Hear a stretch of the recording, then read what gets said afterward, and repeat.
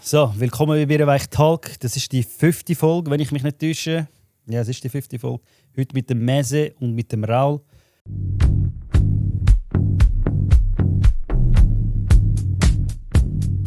Der Podcast wird gesponsert von Momentum, dein Podcast-Studio. Der Link ist unten in der Bio. Wenn du selber einen Podcast willst haben oder irgendwelche Räumlichkeiten willst für Veranstaltungen mieten, dann gang unten auf den Link und bring ihn heim. Also, am Anfang starte ich immer so, dass ihr euch schnell kurz in 2 Sätzen vorstellt. Raul, also die Leute, die meisten wissen schon, wer ihr sind. Kannst du mal kurz schnell in die Kamera sagen, wer du bist, was du machst? Ich bin der Raul Marugan. Und wie lange du schon aufgehört hast, Kokain. Ich bin der Raul Marugan, ich bin clean seit 2 Jahren, mache Content über Suchtthematik und probiere präventiv etwas zu verändern in der Schweiz. Und wie lange hast du schon aufgehört? Jawohl, 5 Minuten? Nein. Seit 2 Jahren. Seit 2 Jahren clean jetzt. Seit 2 Jahren clean, stabil. Mese? Ich bin der Mese. Ich mache einen Content darüber, wie ich meinen Entzug mache. Ich bin seit 118 Tagen sauber und vor 15 Jahren wirklich hart konsumiert. Und ich versuche irgendwie einen Jahresplan aufzustellen, um den Leuten zu zeigen, vielleicht schafft man es so, davon wegzukommen. Wieso weißt du genau den Tag? Du jeden Tag, weißt du immer genau? Jeden Tag. Du musst jeden Tag ein Video posten auf TikTok? Ja, voll. Ich poste jeden Tag ein Video, wie ich mich fühle, meine Gedanken, was so läuft bei mir, was mir durch den Kopf geht, was mir dabei hilft. Und das hilft mir umso mehr, noch sauber zu bleiben. Ja, voll. Ich habe dann plötzlich deine Videos eben gesehen und dann habe ich gedacht, hey, das ist schon wie Raul.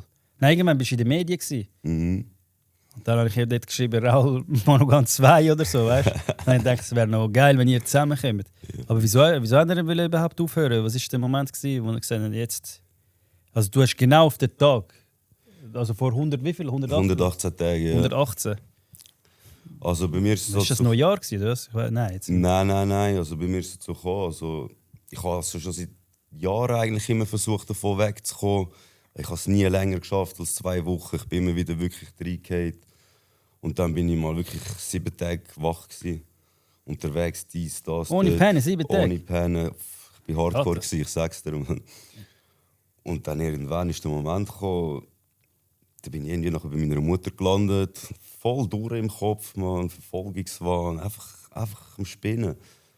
Und ich habe das, meine Mutter hat das vorher nie gewusst. Ich habe das immer von meiner Sie hat nicht gewusst, dass du... Sie hat schon gewusst, irgendetwas läuft, geht ein bisschen viel an Partys und so. Aber ich habe das immer versucht, von meiner Familie fernzuhalten.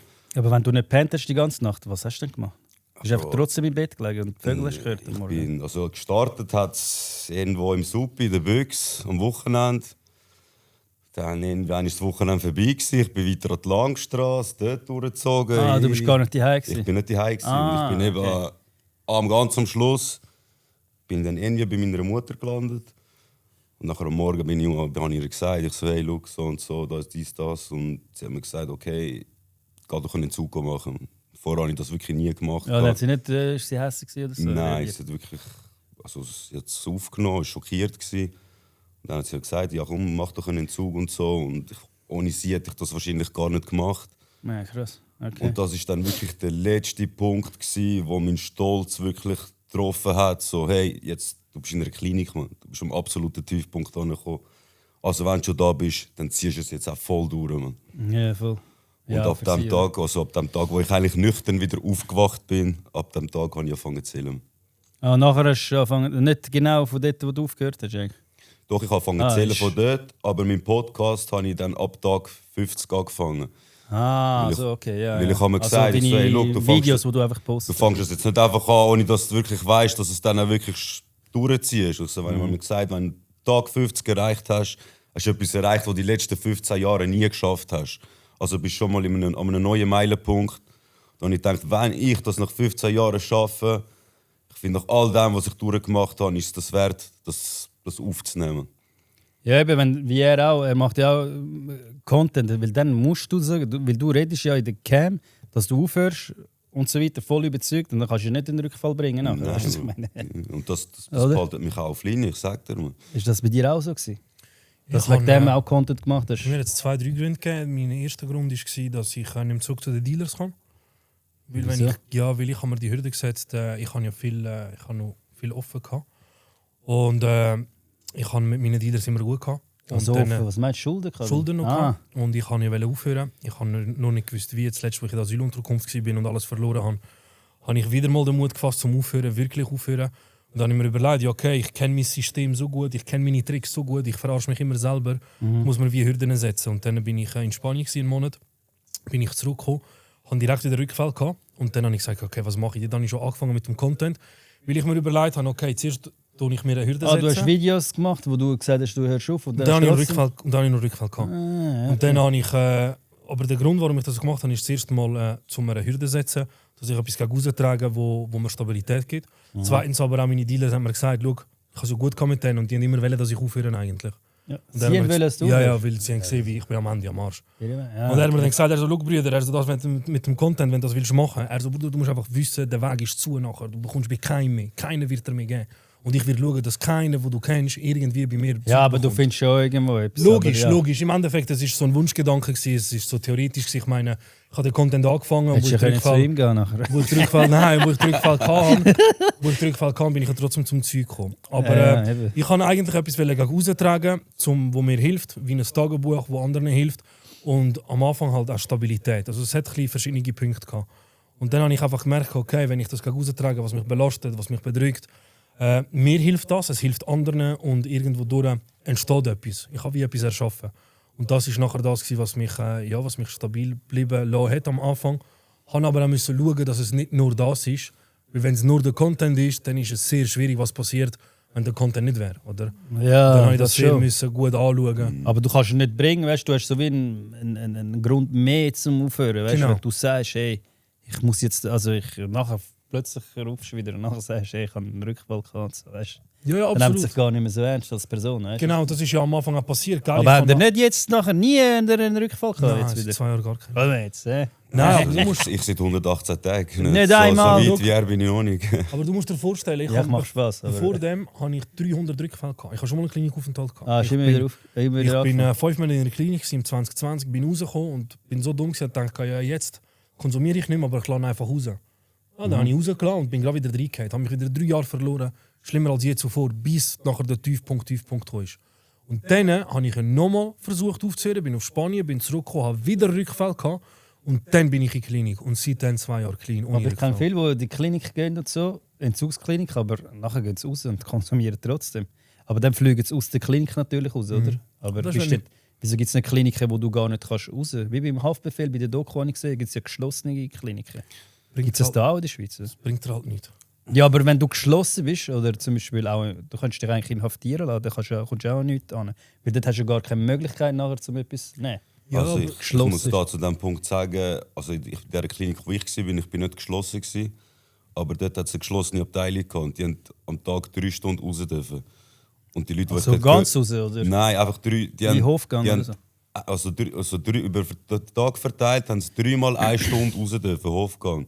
Ja. Das hat gelangt für die, um alles ihr Zeug zu besorgen. Also Ja. eine haben mir davon erzählt, dort wird ständig nur konsumiert. Ja, was? Die Ja, ganze aber wer Zeit. tut das dort rein? Die Leute, die dort arbeiten, bringen das dann. Ja? Du findest das Zeug überall. Man. Ja. Wo ein Wille ist, ist ein Weg. Man. es gibt Kliniken, es gibt Leute, es gibt Dealers, die wissen, jetzt sind Entzugskliniken und sie warten genau vor dran. Schon? Ja. Es gibt Hey, auch was Leute, für- ja, es gibt ist auch nicht Leute, lustig eigentlich, aber weißt du, Es wieso gibt ich auch Leute, die lache? in der Kliniken sind und nachher merken, dass sehr viele gar nicht stabil sind und Ja. nachher rufen sie ihrem Dealer an, bring mal einen Finger und nachher verteilen sie es auf Ja, der Klinik. voll. Natürlich gibt es das. Aber das ist eben das sind Leute, die nicht wollen. Schau, du kannst einen, der nicht aufhören will, konsumieren, du kannst ihn 5 Jahre einsperren daheim. Sobald er rauskommt, konsumiert Genau, er. eben. Wenn er Ja, nicht will. ich kenne Du musst es Kollegen, wählen. die lange in der Klinik und so waren, sie kommen raus, nachher konsumieren sie genau gleich wie vorher. Dann frage ich mich, für was bist du überhaupt da? Also ich muss auch sagen, dort, wo ich in der Klinik war, ich habe bei 80% der Leute, die ich dort gesehen habe, bin ich mir sicher, die werden rückfällig. Weil die sind dort und die warten einfach den ganzen Tag auf Medikamentenabgabe. Genau. Also Ja. suchen sie eigentlich gar nicht clean zu werden. Sie tun einfach Ersatz? ihr Ersatz holen. Was kommt man für einen Ersatz über? Für Ich weiß nicht, was die bekommen haben. Die haben alles Ihr habt ja das auch Mögliche bekommen, dort. ne? Nein. Ich habe gar nichts genommen. Ich habe gar keine Medizin. Ah, Ich bin von Natur aus immer ein Mensch, ich bin immer drogenoffen gewesen, aber immer gegen Medikamente. Weiss Gott wieso. ja. Bei mir ist es wegen der Ja, Mutter. die Medien sind ja eigentlich. Das ist ja ein Das Drugstore. ist ja fast die schlimmere Droge, weil die machen Ja. dich körperlich abhängig. Man. Ja. Bei mir ist es halt auch wegen der Mutter gewesen, oder? Ich bin aufgewachsen mit einer Mutter, die Tramadol-süchtig ist und Was Sagt ist Tramadol genau? Tramadol ist ein Opiat, Schmerzmittel. Ah, okay. Und Und ich da sag kommst du dir- noch mit Rezept über, oder? Ja, genau. Und ich sage dir ehrlich, Schiebt's? Wenn du... Ja, es schiebt krass, ja. Können wir mal... Lass mich ein bisschen. Einfach Spaß. Ich weiß schon. Ab und zu Spaß. Ja, das ist ein ernstes Thema, hätte ich da noch sagen. Alles gut. Im Endeffekt, ja, ich habe es auch mal probiert und habe gemerkt, das gefällt mir gar nicht. Oder? Ich habe kein Zeug gehabt. Wie bist du denn müde? Du bist wie betäubt, du bist wie besoffen und irgendwie... Wie Makatosin oder so? Keine Ahnung, ich kenne Makatosin nicht, das habe ich nie Ja, probiert. Aber noch. Nein, Das habe ich dafür schon mal probiert. was ich eigentlich hinaus will, ist das. Oder? Wenn du klein willst werden, dann musst du verstehen, Medikamente haben die gleiche Funktion wie die Substanz, die du konsumierst. Ja. Medikamente lassen dich das Gefühl, das unerträglich ist, warum du konsumierst, einfach wieder betäuben. Und das ist das Problem, oder? Die Leute gehen in die Klinik und die kommen raus und werden direkt rückfällig, weil sie in der Klinik nur Medis gefressen haben. Du musst Unruhe aushalten. Du musst Trauer, Wut, Angst, Scham. Du musst das lernen aushalten. Weil das ist ja der Grund, warum du konsumierst. Und wenn du dich vollpumpst mit Medis, bringt das nichts. Klar kann man sagen, vielleicht je nach körperlichem Zustand, je nach Diagnose, wenn du keinen Schlaf findest, kann es am Anfang vielleicht nützlich sein, ein Medikament zu nehmen, um einfach, dass du so einen Boden schaffst. Aber das größte Problem ist, dass die Leute nachher checken, okay, mir geht es nicht gut, ich nehme das Medi, dann kann ich pennen, dann geht es mir gut, ja easy, es ist gelöst, ich habe kein Konsumproblem. Ja, aber irgendwann gewöhnt sich der Körper daran, oder? Yeah. Dann, das ist ja wie beim... Wann haben wir das erste Mal allein genommen? Wie alt sind ihr dort gewesen? Und wisst ihr überhaupt noch, wenn das war? Ich weiß es auch noch. Ich weiss es auch noch bei mir. Ich habe ja das auch schon mal genommen, aber ich bin nicht so süchtig geworden. Bei mir war es, ich war 15 gewesen. Junge Schnaufer. In der Berufsschule, in der Pause. In der Berufsschule, was hast du gemacht? Berufsschule, KV-Schule habe ich dort gemacht. Ist das dort bei der Haarbrücke? Ja, bei der HSO. Dort habe nein, ich nicht bei der Haarbrücke, also zu Oerlikon, bei der HSO. Okay. Ja. Und dort hat jemand das dabei gehabt und dann hast du es probiert? Ja, also dort, die meisten dort sind schon ein bisschen älter als ich und ich war wirklich der Jüngste. Und wie war das Gefühl das erste Mal? Also ich sage dir ehrlich, beim ersten Mal habe ich kein gutes Zeug gehabt oder ich habe voll etwas anderes erwartet, aber ich habe nicht so stark etwas gespürt. Nicht? Ja, hast du eine kleine genommen oder hast du richtig? Es war nicht eine grosse, man. Ich habe mich einfach ein bisschen wach gefühlt. Aber das erste Mal, als ich es wirklich gespürt habe, war beim zweiten Mal. Dort habe ich am gleichen Tag, oder? Nein, das war ein bisschen verspätet. Dann hatte ich aber auch ein bisschen mehr gehabt und ab dort bin ich... Also mehrere Lines, meinst du? Ja. Okay. Und dort, was war das schönste Gefühl? So gewesen? Was hast du Glücks? Ich habe mich gefühlt wie der Terminator, wie der Rambo, Mann. Hast du viel geschnurrt dort? Ja? So ein Terminator. Ich habe mich einfach gefühlt, Mann. Ich kann es nicht anders ausdrücken, Mann. Mehr Selbstwert. Einfach mächtig, gross und als würde die Welt mir gehören, Mann. Ja. Ja, so war es. Und bei dir? Bei mir war es Schulhaus, in der Freizeit aber. Ich habe schon andere Sachen konsumiert. Wie alt bist du? 16. Aber ich habe schon mit 12 angefangen zu kiffen, nachher saufen mit 14. Dann aufgehört zu kiffen und nachher Pillen, Amphi und nachher, was Koks dazugekommen ist, eigentlich nur erst nachher Koks? Es war eigentlich nur eine Frage von der Zeit, um das Koks zu probieren. Ich habe gerne getrunken. Du hast es ja eher als Einstiegs, also bei meinen Kollegenkreisen und so ist es eher ein Einstiegs. Ich habe gerne gesoffen, aber ich bin nicht gerne besoffen gewesen. Und ich habe gerne noch mehr getrunken. Es gibt so einen Zustand, vom alkoholisierten Zustand, wo du merkst, okay, jetzt willst du mehr trinken, aber eigentlich solltest du nicht drüffniger werden. Yeah. Mein Kollege, der war schon Oxa-Szene und so, der war so das Bindeglied von unserer Generation zu der älteren Generation gewesen. Und dann hat er mir gesagt, also, Bruder, wenn du mehr saufen willst, und so, also, Bro, ich habe da Koks, nachher kannst du noch mehr saufen. Ich so, wie meinst du das? Nachher so, probierst. Für das? Dann habe ich so probiert und dann habe ich gewusst, bei der ersten Line, ich habe gewusst, ich bin verloren. Man. Hast du gerade gewusst? Ja, ich habe gewusst, ich bin verloren. Ja, wieso hast du denn wieder konsumiert, wenn du gewusst hast, dass es verloren ist? Weil es so geil war. Weil du meinst, ich habe gewusst, ich bin verloren, weil ich es so geil finde. Ich kenne es halt nur schon mit dem alkoholisierten Zustand. Das heisst, ich bin wieder. Mehr. Es ist halt anders. Es entsteht Cocaethylen, das ist ein neuer Wirkstoff. Aber ich hatte das, wenn ich zum Beispiel gerupft habe und dann am Morgen, bis am Morgen um 5 Uhr oder so. Und nachher, wenn du einen Joint geraucht hast, dann kommst du Suizidgedanken über und du hast gar keine Lust mehr und das schießt dich alles an. Hast du dir das nie gehabt? Nein, darum habe ich eben nie, also nicht Suizidgedanken, also ich jetzt wirklich. Aber es hat mich so alles angeschissen und fuck, Vögel draussen, es wird hell, ich habe noch nicht gepennt. Checkst und dann hast du nichts mehr gehabt und das habe ich sehr schlimm von Nasenblüten. Und darum habe ich nicht weiter dann noch mehr konsumiert. Das ist, glaube ich, der Unterschied. Das habt ihr nicht gekifft nachher noch? Nein, ich habe nicht. Vom Kiff habe ich den grössten Schaden also, bekommen. Wenn ihr gerupft habt, zum Beispiel die ganze Nacht? Nein, ich habe nur gesoffen. Also ich habe auch Gras und Koks nie gemischt, weil das hat bei mir einen absolut schizophrenen Zustand. Ja, genau, dann hat mich das da eigentlich habe ich einfach komplett den Faden verloren und bin einfach nur noch behindert gewesen. Also, wenn er opfert, kifft. Nein, so ein Scheiß. Aber bei mir hat es geholfen. Es hat mich so abgeschreckt. Ich muss dir so sagen, während ich im Konsum war, habe ich nicht gekifft. Okay. Wenn ich nicht ganz am Schluss war und ich schon 2 Stunden nichts mehr hatte, dann habe ich gekifft, weil dann bin ich schon langsam ein bisschen am Rauskommen und dann hat es mich noch müde gemacht. Okay. Aber direkt in Kombination hat es mich hochschizophren gemacht. Schon? Also inwiefern schizophren? Ja, einfach ein ganz komischer Flash, nervös, ich habe nicht gewusst, wann. Ich war einfach durch. Habt ihr das gehabt? So Herzrasen und so Zeug? So, dass ich meine, die kommen Herzinfarkt über? Eigentlich nicht. Nicht? Nein. Das habe ich eben auch gesagt, dass der Körper reagiert und nachher wegen dem habe ich das nicht mehr. Und eben, bei euch ist das in dem Fall so, dass ihr gar keine Nebenwirkungen habt. Habt ihr euch nicht schlecht gefühlt am nächsten Tag? Oder? Also bei mir sind eigentlich die hauptsächlichen Nebenwirkungen psychisch gewesen. Also ich habe meinen Körper mit den Jahren wirklich auf die letzte Zelle kennengelernt. Man. Ich habe genau gewusst, wie ich mich 5 Tage wach behalten kann. Ich habe gewusst, wenn ich essen muss, wann muss ich etwas trinken, wann brauche ich ein bisschen Luft. Ich habe meinen Körper in- und auswendig kennt. Also ich habe mich einfach wach behalten, man, ohne Probleme. Ja. Aber der Punkt, wo dann die ganze Konsequenzen kam, war, wenn ich schlafen wollte.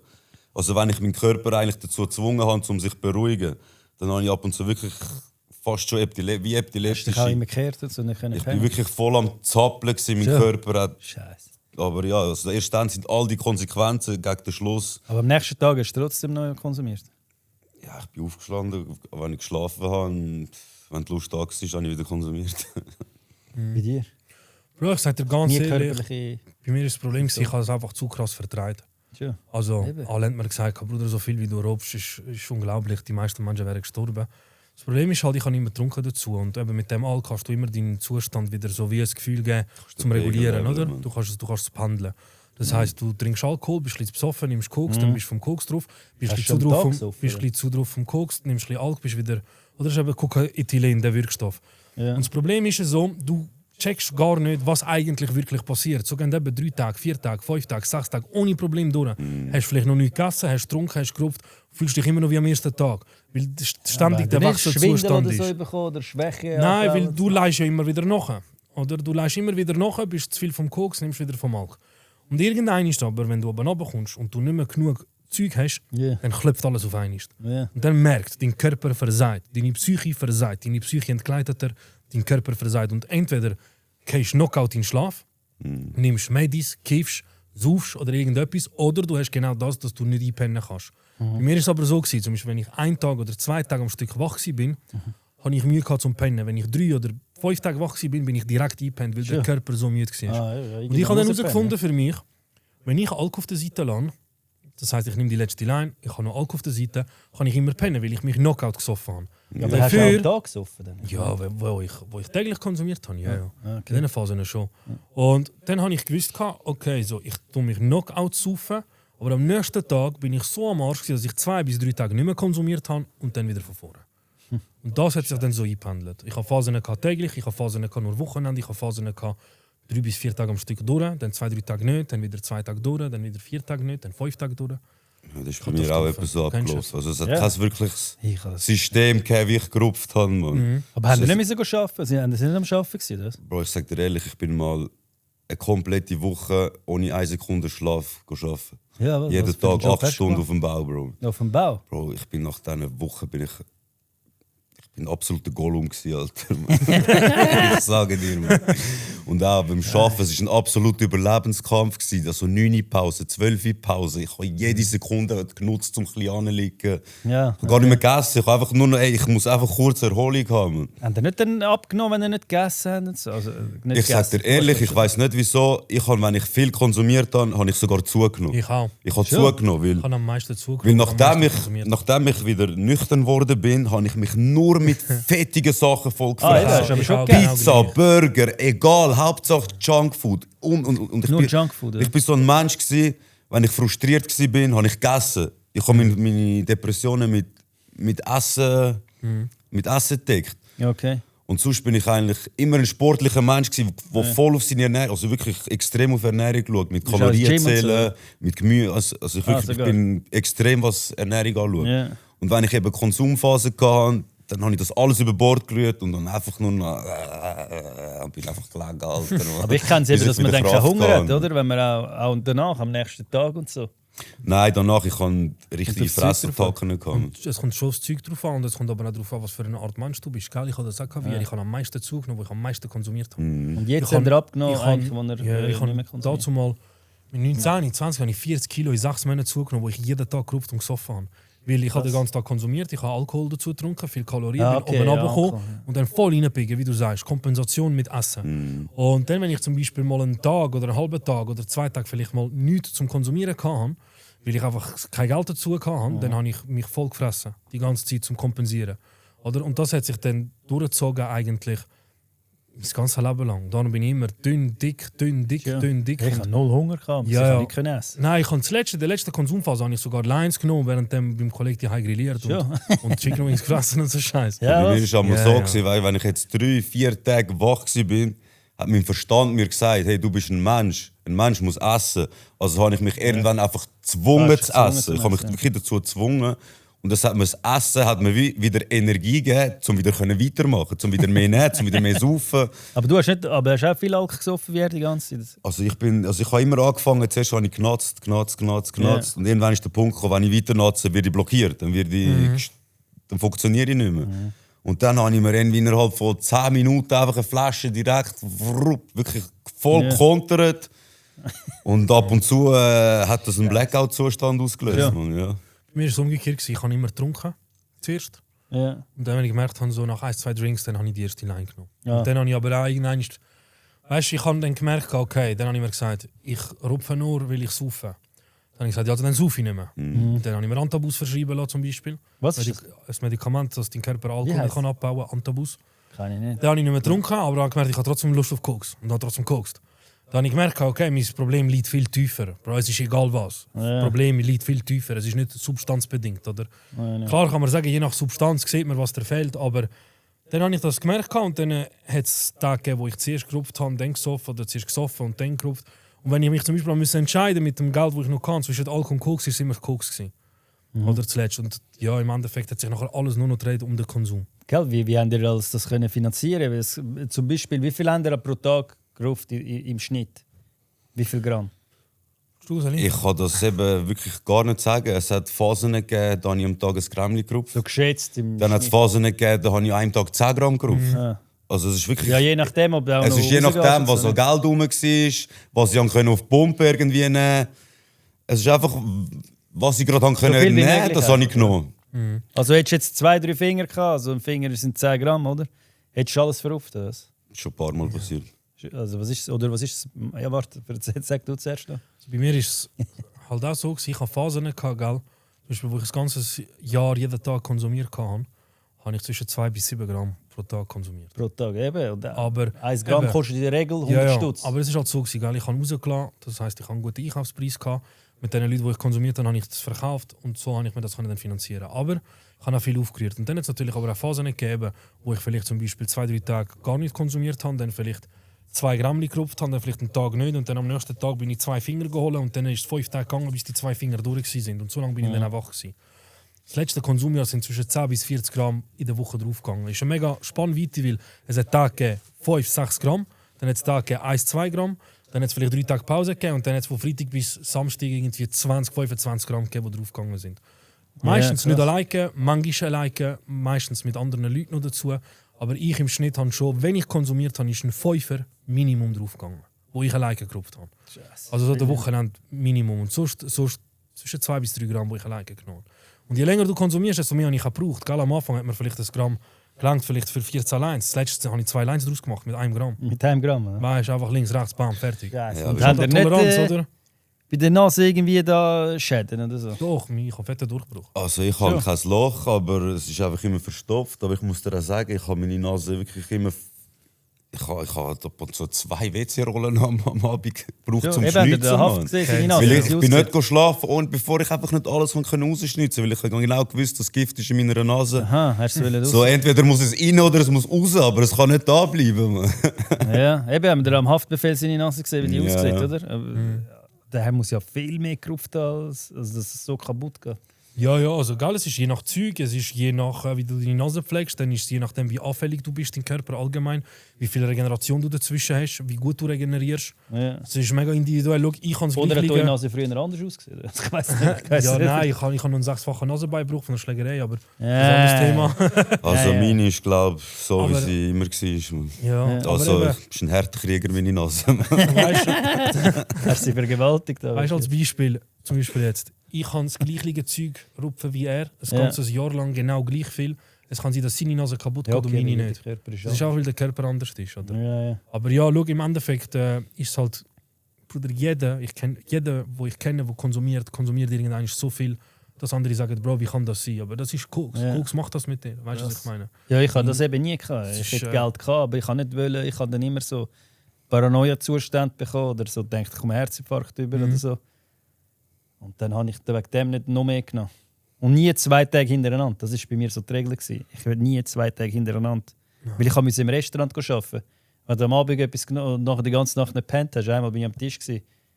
Ich habe gemeint, ich werde ohnmächtig, ich sehe alles schwarz und ich bin Bestellung am Aufnehmen. Scheiße, doch ich so. Das hat eben bei mir so auf dem Baustellenberuf noch gut geklappt. Eben genau. Das ich sage dir ehrlich, also Tage, wo ich durchgenutzt habe, ich habe mich bewegt wie ein Ninja. Wie aber du hast ja trotzdem manchmal Kontakt mit ein paar Leuten. Ich bin dort, aber du hast mich nie wirklich gesehen. Du bist immer so... Ich bin irgendwie geschlichen, Mann. Der schlimmste Moment für mich ist... Im Restaurant kannst du nicht schleichen. Nein, hätte ich mit Kundschaft müssen arbeiten. Genau, eben, das ist so, ich habe meine Arbeit gehabt. Ich habe für mich allein dort geschafft. Und der schlimmste Moment war am Morgen, wenn ich gekommen bin, wenn ich ins Magazin sagen und den Leuten Heu sagen. Ja, man, das ist sie meinen, du denkst, dass sie denken, du siehst voll. Ich sage dir ehrlich, ab und zu, ich habe nicht mal Töne rausgebracht. Und so,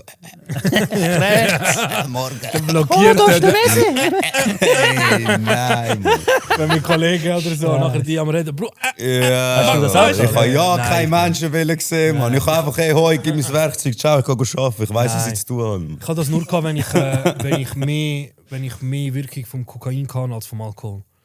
Aber was hast du für einen Job dort gemacht? Bro, ich habe ja nie groß gearbeitet. Also, Aha, ich habe alle Jobs verloren wegen dem Konsum. Mir ist alles scheißegal. Ich habe immer rausgelassen. Und von dort hast du Geld gehabt? Bist du nicht aufs RAF oder so? Oder doch, ich war beim RAF und dann habe ich ab und zu mal gejöppelt, eine Lehre verloren. Dann habe ich immer wieder temporäre Sachen probiert, immer wieder verkackt, weil ich einfach dann gemerkt habe, so, Bro, ich mache mehr Cash mit dem Zeug, aber ich habe kein Cash gemacht, weil ich alles ausgegeben habe und wieder Schulden gemacht habe. Und dann hat mich meine Familie unterstützt, meine Kollegen. Und ich bin einfach immer so durchgeschlängelt und mir ist alles scheißegal gewesen. Also bei mir war nur das Wichtigste gewesen, wie komme ich zum Zeug und Konsum. Sagen wir zum Beispiel, ich habe einen temporären Job angefangen. Ich habe genau gewusst, okay, morgen muss ich dort auftauchen. Heute bin ich dort gewesen. Aber ich habe Bock zum Rupfen. Dann habe ich gewusst, Bro, ich gehe morgen nicht. Mir ist es scheißegal. Ja, dann verlierst und bei mir hat sich dann halt alles so zusammengebrochen. Ich habe gleichzeitig auch die Gesichtslähmung bekommen mit 16 zum zweiten Mal. Ich habe eine rechtzeitige Gesichtslähmung. Jetzt? Ja, immer noch. Hä? Ja, mir sieht es nicht mehr so gut wegen Logopädie, so Gesichtsmuskulaturtraining. Schon. Und durch das habe ich nachher einen IV-Anspruch bekommen, weil ich meine erste Lehre verloren habe. Und dann bin ich in der Wiedereingliederung mit der IV und dort habe ich es verkackt, dann die zweite Lehre mit dem Konsum. Wie verkackt? Das ist nicht die Sache gemacht? Ich bin nicht auftaucht, ich bin drauf auftaucht. Haben Sie gemerkt, dass du drauf bist? Ja, mein Chef hat es gewusst, die IV hat es ja gewusst. Oder ich habe es kommuniziert. Scheiße. Und dann habe ich die zweite Stelle verloren und wo ich dann die zweite Stelle verloren habe, habe ich gemerkt, also, okay, Bruder, ich habe ein richtiges, ganz schlimmes Kokainproblem, Alter. Das ist ein richtig krasses Problem. Und dann bin ich das erste Mal in die Klinik. Und nachher bin ich in Selber hast du dich angemeldet? Genau. Und nachher bin ich in den Rentenstatus gefallen. Okay. Und das war eigentlich der Tod gewesen, weil ich bin in den Rentenstatus gefallen und habe genau gewusst, ja, okay, Bruder, ich darf offiziell nicht arbeiten. Ja, ich rupfe so mich kaputt. Geld über, was willst du mit dem? Ja, ich rupfe mich kaputt, habe ich immer gesagt. Okay. Und so habe ich mich dann nochmal 3 Jahre verloren, schlimmer als je zuvor. 3 Jahre? Nochmal und dann bin ich zuletzt, wo ich alles verloren habe, habe ich dann nochmal den Anlauf genommen zum Aufhören. Aber ich habe gesamthaft 11 Jahre konsumiert, Koks. Oder von 16 bis 20 habe ich probiert mit Lehre, mit Arbeiten, mit all dem. Und alles verkackt. Und dann mit so 20, 21 ist das mit der Wiedereingliederung angefangen. Dort habe ich probiert, mich zu heben, aber der Konsum ist mir einfach wichtiger gewesen als alles andere.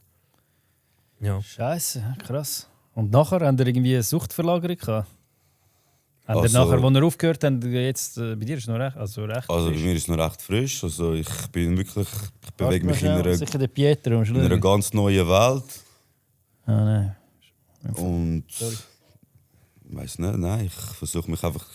Hast du nicht irgendwie merkst, dass Also du bei mehr mir am war die Handy grösste bist, oder sonst Gefahr irgendetwas? immer, gewesen, ich habe Geld und mir ist langweilig. Das war die schlimmste Kombination. Mann. Ja, okay. Also jetzt bin ich einfach immer am schauen, dass ich mit etwas beschäftigt bin. Zum Man. Beispiel, was machst du denn jetzt? Was du vorher nicht gemacht hast? Ich mache viel Sport, ich gehe viel Velo fahren, ich gehe laufen. Sport ist sozusagen der Ersatz. Weil man muss ja wie ein Ersatz haben, zum Nicht Zeit nur, überbrücken. nicht nur. Für mich ist Sport einfach, das gehört allgemein zu mir, wie ich ticke. Man. Das hat jetzt nicht mal etwas mit dem Konsum zu tun, sondern das brauche ich für mich als Mensch einfach. Aber wo konsumiert hast, hast du das nicht gemacht, oder? Doch, ich habe trotzdem. auch, während ich konsumiert habe, habe ich meine Phasen gehabt, da bin ich wieder trainieren, wo ich mich immer wieder aufgerafft habe, hey, du bist jetzt wieder normal, du machst Sport. Hast du besser trainieren auf Koks? Nein, auf Koks habe ich nicht trainiert. Ich sage so, ich habe mal auch zwischendurch eine Woche, Das hätte ich mal probieren. wieder mal eine Woche gehabt, wo ich einfach mich voll wieder auf Sport konzentriert habe und mich eigentlich wieder zusammenreißen. Also ich bin wirklich immer ein absolutes Stehaufmännchen gewesen, Ich habe nie akzeptieren, wie kaputt ich eigentlich bin. Ja. Und immer wieder Anlauf genommen, immer wieder mich in den Sport geflüchtet. Und eigentlich immer, wenn ich mich eigentlich denke, oh, es ist alles wieder gut, ja, gönnen wir uns doch, Alter, man. Pap. Und so bin ich in einem ewigen Kreislauf gewesen, man. Aber ich konnte nie akzeptieren, dass ich mich aufgebe. Okay. Und irgendwann kommst du wirklich in Konflikt mit deinen Prinzipien, mit der Denkensweise, die du hast. Und irgendwann ist es psychisch einfach nicht mehr machbar gewesen. Ja, voll. Und bei dir? Hast du Suchtverlagerungssachen? Ja, es ist jetzt, ich habe mal von dir ein Video gesehen, wo du gesagt hast, dass du findest, du bist zu viel live auf TikTok und so. Schau, das Problem ist das, was die meisten Leute halt überhaupt nicht verstehen. Schau, Suchtverhalten ist eine Kompensationsstrategie von deiner Innenwelt, von deiner Leere, von der Schmerz, fehlende Zugehörigkeit, was auch immer. Das ist bei jedem individuell. Und das Problem ist halt das, wenn du verstehst, warum das Suchtverhalten da ist und was es deckt, dann kannst du an diesen Themen arbeiten. Aber wenn du jetzt aufhörst, Substanz zu konsumieren, dein Hirn sucht nach neuem Dopamin. Dein Hirn sucht nach der schnellsten Lösung. Ja. Und auf die einen Seite ist es gut, dass du deine Energie etwas Neues reinstecken kannst. Musst ja auch. Auf die andere Seite ist die Gefahr, dass du dann denkst, okay, ich konsumiere jetzt zwar nicht mehr, weil das neue Verhalten mir etwas bringt, aber es genau die gleiche Funktion übernimmt. Und das heisst, es ist fast unausweichlich am Anfang, dass du eine Suchtverlagerung hast. Wichtig ist aber, dass du verstehst, okay, das ist jetzt eine neue Kompensationsstrategie, die ist gesünder, die bleibt so lange, bis ich nicht mehr kompensieren muss. Das heisst, du musst deine Themen aufarbeiten unter dran, bis du nichts mehr brauchst, um dich besser zu fühlen. Also meinst du mit Psychologen oder was? Oder selber? Aufarbeiten, ja. Traumatherapie, Therapie, ambulante Therapie, wie auch immer, dich auseinandersetzen mit dir. Schau, es gibt Menschen, die machen Sport. Die machen jeden Tag 3 Stunden Sport. Das ist nicht sauber, Bro. Du bist nicht clean. Du musst jeden Tag 3 Stunden Sport machen, sonst konsumierst du wieder. Das macht keinen Sinn. Verstehst du, was ich meine? Ja, klar ist 3 Sport Stunden ist jetzt ein notwendig. bisschen viel, ja. Aber es gibt die 3 Menschen, Stunden ins Gym die gehst. sich verletzen und trotzdem gehen trainieren. Aha. Bro, das macht keinen Sinn, aber warum? Du brauchst Ja, es. kommt darauf an, was für eine Verletzung. Genau, Sport ist aber brutal wichtig, weil ohne Sport geht es nicht. Der Körper ist dafür gemacht, oder? Ja. Der Körper ist dafür gemacht, um sich zu bewegen. Das heisst, du musst Balance finden in allem, oder? Und Suchtverlagerung bei mir, ich kann dir ehrlich sagen, der Content am Anfang ist schon ein Teil Kompensation gewesen, weil es ist Es gibt ja Dopamin, du es siehst, ist viel Dopamin, Aufrufe, du bekommst viel Anerkennung, Likes. du kannst dich gegen außen präsentieren und es macht etwas. Die Frage ist, wie tust du das handhaben? Verstehst du, was es mit dir macht und siehst du den Mittelweg und weißt du, okay, da muss ich ein bisschen schauen, da muss ich nicht schauen. Darum habe ich mit Lives aufgehört. Weil, Bro, auf einmal ich mache Cash durch Lives. Machst du gar kein Live mehr? Nein, auf einmal ich mache Cash durch Lives. Was ist passiert, Bruder? Mein alter Denken ist gekommen. Schnelle Geld. Weißt du was? Vielleicht ist es doch gar nicht so sinnvoll, eine Ausbildung zu machen. Ich mache einfach Streaming. Das habe ich ja Bruder. gemacht. Ja, okay, aber weißt, ich habe noch keine Ausbildung gemacht, nichts. Und ich Ja. habe gesagt, nein, ich will eine Ausbildung Ich habe machen. keine Ausbildung Ich will gemacht. irgendwo her, oder? Aber das ist meine Denkensart. Vielleicht sieht er es ganz anders und das ist ja völlig okay. Weißt du, was ich Ja. meine? Ich denke so. Was haben ihr denn jetzt für Bildschirmzeiten? Keine Ahnung. Schau, ich muss euch sagen, bei mir ist es nicht das Koks, bei mir ist es Kiffen. Ich habe immer gekifft. Von morgen bis am Abend, jeden Tag. Und ich habe dann aufgehört, 2018, den letzten Joint geraucht. Ist nicht der beste Vergleich, aber es ist immerhin, Kiffen ist auch eine Gewohnheit. Es ist weniger schlimm als Koks. Aber ich merke schon, dass ich auch Suchtverlagerung bis jetzt, ich habe immer noch Lust, einen Joint zu rauchen. Seit dort, ich habe keinen einzigen Zug genommen. Aber bis jetzt habe ich immer noch Lust. Und ich sehe, manchmal verliere ich mich beim zu viel Bildschirmzeiten, glaube ich. Ich glaube, dass ich dort wie Verlagerung habe. Weil du willst noch mehr Followers haben, du willst noch mehr, noch erfolgreicher sein, checkst?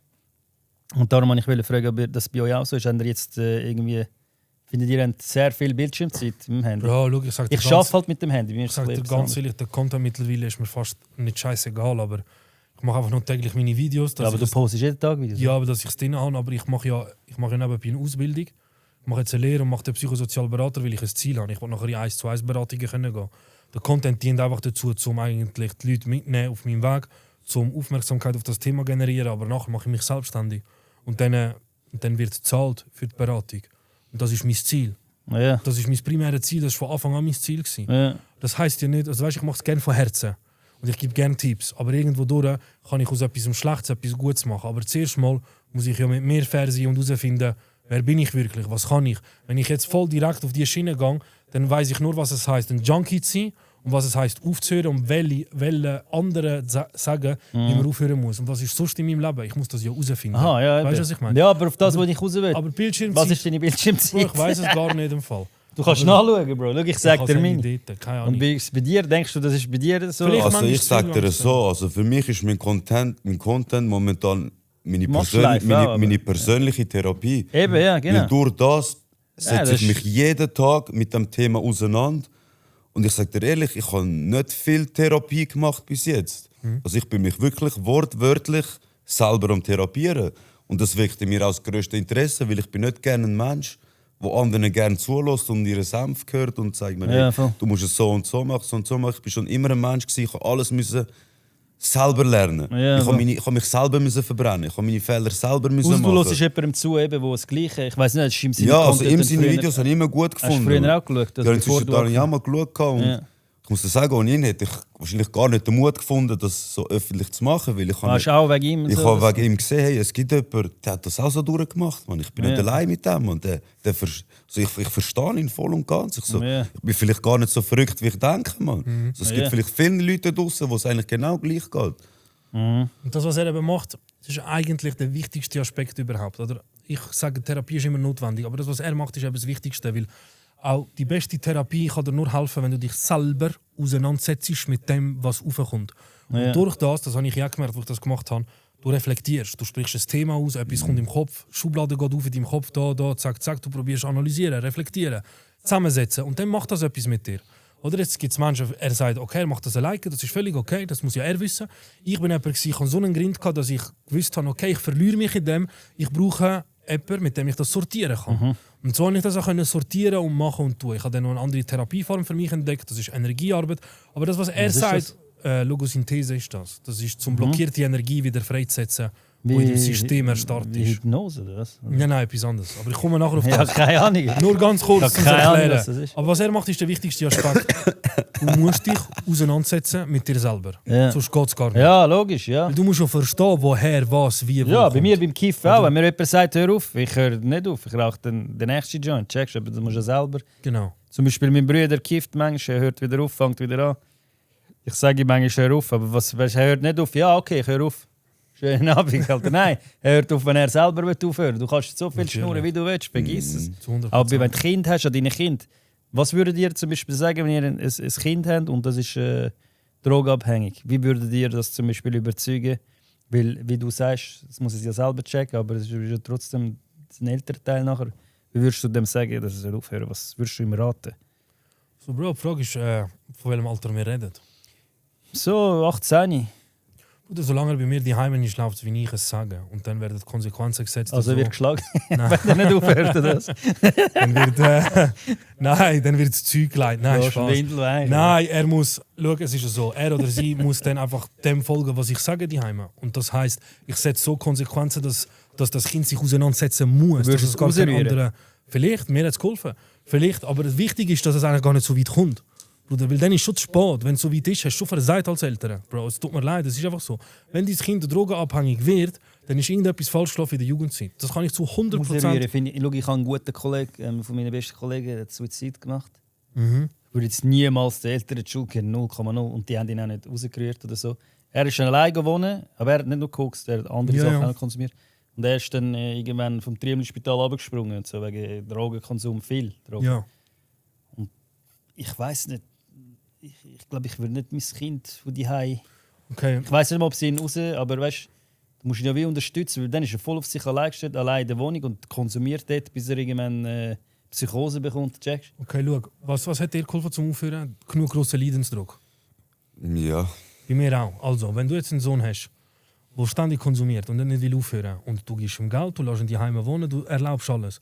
Denkst du jemals, dass er sagt, ja, ich höre jetzt Nein, sicher nicht alles erlauben, aber die Konsequenzen schon einfach setzen. nicht, weil viel, das ist Schweizer Mentalität, so sehe ich oft mit 18, ja, kannst du dich Nein, verreisen. so nicht, aber schau, bei mir war der einzige Ausweg, dass ich auf der Straße lande, dass ich es checke. Ja. Wo ich nichts mehr kann, wo meine Mutter auf Abstand ist, mein Vater und all meine Kollegen, erst dann habe ich es begriffen. Bei anderen, Ja, schau, bei aber das kann anderen ich auch anders. braucht es viel Verständnis, ja. Aber schau, dein Verständnis, ein Süchtiger, der nutzt dein Verständnis aus. Nein, ich sage nicht, das musst du verstehen. Ich sage nicht, du musst ihn Weißt du, die was ich Heim meine? lassen und sagen, ja, schon gut. Nein, dass du ihn zwingst, zu meiner Klinik gehen oder Es so. ist, Weißt? es ist ein Mittelweg, den du musst finden zwischen konsequenter Härte und Liebe. Und das ist brutal hart. Das ist hure schwierig. Weißt du, Eltern sein, bist das erste Mal. Du kannst noch so jetzt philosophieren, das und das ist das Richtige. Es kann sein, dass ich einen Sohn habe und nachher trotzdem genau das Gegenteil mache. Fangst du mit ihm an konsumieren? Scheiße, Mann. Zeig mir das Nein. zurück. Aber weißt du, was ich meine? Ja. Ja, aber Also weißt ich du, muss so sagen, würde ich meinen Sohn sehen, dass er es nicht mehr im Griff hat, dann würde ich mir ein halbes Jahr Zeit nehmen und mit meinem Sohn einfach weggehen. Irgendwo auf Thailand, in ein Thai-Box-Camp. Ein halbes Jahr. Ich würde mir Wie die Zeit Dagestan, oder? nehmen, wirklich ein halbes Jahr intensiv die Zeit mit meinem Sohn verbringen. Wenn Hast du Kinder überhaupt? Nein, keine eigene. Okay. Aber ich würde mit die Zeit nehmen, mit ihm weggehen und ein halbes Jahr wirklich mich mit ihm beschäftigen. Wirklich, also weißt du, wenn ich gesehen hey, es ist grenzwertig, er könnte sich wirklich, es könnte schlimm werden, dann würde ich einfach weggehen, weil das Umfeld hat oft damit zu Er findet tun. dort auch weniger etwas. Er oder? findet weiss nicht, weniger was er etwas und er findet dort einfach mal neue Aufgaben, neue Interessen. Irgendwo durch den Dschungel gehen, weißt, einfach eine neue Welt. Ja, Wo ich einfach mal aus dem Ganzen. Also mir hat es wirklich total geholfen, dass ich einfach mal, wo ich in die Klinik war, einfach einen kompletten Kulissenwechsel hatte Ja, und mich einfach wirklich mal nur mit mir und mit nichts anderem auseinandergesetzt habe. Und haben ihr dann in der Klinik nicht gesucht, in der Umgebung, wo kann ich etwas finden? Und so? Nein, also ich hätte es nicht müssen suchen. Ich hätte einen Hättest Anruf grad- gemacht, jetzt ich hätte grad einen gefunden. Anruf gemacht und das wäre gekommen. Aber das war ja nicht das Ziel gewesen. Ja, ich weiß, ja logisch, aber es gibt ja viele, die das machen. Ja. Die aber dort noch konsumieren. kurz zum Ergänzen, was er sagt, ist schon wichtig. Weißt, es braucht natürlich, wenn du jetzt einen Sohn hast oder egal, jemand Angehöriges, der konsumiert, du brauchst einen Zugang zu dieser Person, dass die Person selber offen zu sich ist und sich selber will helfen. Oder? Das heisst, wenn du ein Kind hast, natürlich brauchst du Verständnis, natürlich musst du für dein Kind da sein. Aber die Frage ist, wie viel kannst du geben und wie viel musst du nicht geben, dass das Kind das selber lernt. Verstehst du, was ich meine? Ja. Weil wenn du alles gibst, Bro, jemand süchtig nimmt auch alles. Ja, Verstehst du? ich weiss, Er nutzt ja, dich aus. logisch, Ich er bin so nutzt es gewesen zu aus. meinen Ja, das Eltern. weiss ich schon. Weißt, ich habe meiner Mutter Safe. brutal schlechtes Gewissen gemacht und im gleichen Atemzug habe ich 1000 Stutz verlangt, um eine Szene zu reissen. Weißt du, was ich meine? Oder weißt du, so voll Ja. das. Oder es ist eben schon, es ist ein Balance zwischen, wie du sagst, Umfeldwechseln, Interesse, dann ein Verständnis aufbauen. Und die Person muss halt, oder der Betroffene muss halt selber wirklich wollen für sich Ohne etwas das geht machen. gar nichts. Das geht eben gar Sonst nicht. geht gar nichts. Kannst Haben machen, ihr was dann du auch willst. ich habe zum Beispiel den 100%. ganzen Kollegenkreis, wo ich früher hatte, einmal, ich habe noch einen Kantonwechsel, Umzug auf Schaffhausen. Kein Kontakt mehr mit niemandem. Aber ich habe immer wieder aufgehört, dann wieder angefangen. Aber bei mir ist es halt eben Kiffen. Und dann habe ich gemerkt, wo ich aufgehört habe, nachher auch in Schaffhausen, aufhören zu kiffen. Die Leute haben gar nicht mehr mit mir zu tun haben, sozusagen. Also, eigentlich, die sind nur gekommen, um mit mir einfach zu kiffen. Und so. Sobald ich nicht mehr gekifft habe, ja, ist das bei euch auch so gewesen? Habt ihr nicht mehr so Kontakt mit den Kollegen, die ihr früher konsumiert habt? Oder schon? Es ist Also ich habe schon noch Kontakt. Also ich habe zuerst, als ich mit meinen Zug angefangen habe, ich habe niemandem etwas gesagt. Ich bin einfach von der Welt verschwunden gewesen. Mich hat es nicht gegeben. Die haben nicht gewusst, bin ich im Knast, bin ich tot. Es hat einfach niemand etwas von mir gewusst. Weil ich habe mich einfach wirklich nur auf mich und mein eigenes Ziel konzentriert. Und nachher langsam habe ich mit denen Kontakt gehabt. Ich treffe sie wieder. Und sie konsumieren noch, oder nicht? Meine Kollegen konsumieren, aber die haben es vielleicht mehr im Griff gehabt. Ah, Weißt du, okay. ich meine, die haben es können aufs Wochenende Ah, fixieren. so, okay. Und ich bin halt aus der Reihe getreten und für mich hat es keine Regeln mehr gegeben. Ich habe es einfach gemacht, wenn ich Lust und Laune dazu hatte. Und ich selber habe mich irgendwann sogar ein bisschen von meinen Kollegen distanziert. Weil ich Ah, unter bei der dir ist es Woche... umgekehrt sogar. gewesen. Ja, nein, weil ich unter der Woche nicht wissen, dass sie wissen, dass ich eigentlich am Abstürzen bin. Ah, so, also habe ich okay. sie eigentlich nur noch so für an Partys getroffen, die sie dann konsumiert haben. Ja. Dann bin ich für mich am Konsumieren gewesen. Und wenn ich sie getroffen habe, bin ich wieder mit ihnen in den Konsum Okay. eingestiegen. Also hat sich irgendwie alles nur noch um den Konsum gedreht. Und dann hatte ich auch gute Kollegen, die eigentlich weniger mit dem zu tun hatten. Und ich selber habe mich von denen eigentlich entfernt, weil ich denen gegenüber wie mich schlecht gefühlt habe. So, hey, die machen es eigentlich gut, die haben es im Griff und ich bin voll kaputt. Ja. So, ich orientiere mich lieber an anderen kaputten, Mann. Ja. Scheiße. Es ist, Gruppen machen Normen, gell? Ob du willst oder nicht. Und irgendwann fügst du dich diesen Normen von dieser Gruppe. Und oft ist das Problem, dass es eigentlich unterdran geht. Es geht nur um Zugehörigkeit. Vielleicht willst du gar nicht konsumieren, aber du bist mit Leuten, die konsumieren. Denkst du, ja, vielleicht gehöre ich dann dazu und machst es. So kann ein Anfang sein. Und bei mir ist halt das, ich bin mit 6 Kollegen aufgewachsen, über 17 Jahre. Und wir haben alle zusammen konsumiert. Yeah. Sie haben aber alle vor mir aufgehört. Sie haben haben alle ihr vor dir Leben aufgehört. gemacht. Und ich bin der Einzige von der Gruppe, der noch weiterhin konsumiert hat. Das heisst, ich habe nachher einen anderen Kollegenkreis gehabt. Ich bin viel und lange Zeit mit Dietiker-Leuten unterwegs gewesen. Bin dann in Dietiker unterwegs gewesen und dort haben halt sehr viele immer noch konsumiert. Die haben aber gearbeitet, die haben ihr Zeug gemacht, aber am Wochenende sind sie gestürzt. Okay. Und dann habe ich es so gehabt, dass, ähnlich wie bei dir, ich habe dann oft auch alleine konsumiert unter der Woche oder mit Leuten, die ich einfach kennt habe, nur vom Konsum und am Wochenende mit den Leuten, die konsumiert haben auch. Und mein engster Kollegenkreis hat sich dann lösen von mir. Sie haben mir gesagt, Bruder, wir können mit dir nicht chillen, du bist drauf vor uns und du sagst, so du drauf, konsumierst ja. nicht. Weißt? Dann sagen sie mir, Bro, ich lade dich nicht an meinen Geburtstag. Meine Eltern kommen, Bruder, und du gehst heimlich aufs WC rupfen, Bro, und bist voll verschwitzt dort am Reden mit ihnen. So, Bro, es geht einfach nicht. Ja, es ist ja so. Ja. Und Nein. dann habe ich habe lange gebraucht, um zu begreifen, dass ich mich lösen muss von den Kollegen, wo ich nur den Konsum als Freundschaft habe. Ja. Weil es gibt Freundschaften, wo du wirklich befreundet bist Ja, ich und der weiss. Konsum eine Rolle spielt. Ja, aber du merkst es nachher, wenn der Genau. Konsum Und aufhört. dann, wo ich aufgehört habe, wo ich mich verlösen habe, habe ich dann gemerkt, okay, 1-2 Freundschaften sind da, die wirklich nicht vom Konsum abhängig sind, aber viele Freundschaften sind auch da gewesen, die rein nur dazu gedient haben, dass er sich gut fühlt und ich mich gut fühle, wenn wir zusammen rupfen. Ja. Und jetzt habe ich wieder, mein altes Umfeld ist wieder da. Die sind wieder präsent. Die sind Okay. auf Abstand gewesen, aber sie haben gesehen, was ich mache. Die Und jetzt konsumieren bin ich alle wieder- nicht. Genau. Und ich bin jetzt eigentlich fast mit niemandem, der konsumiert. Sehr selten.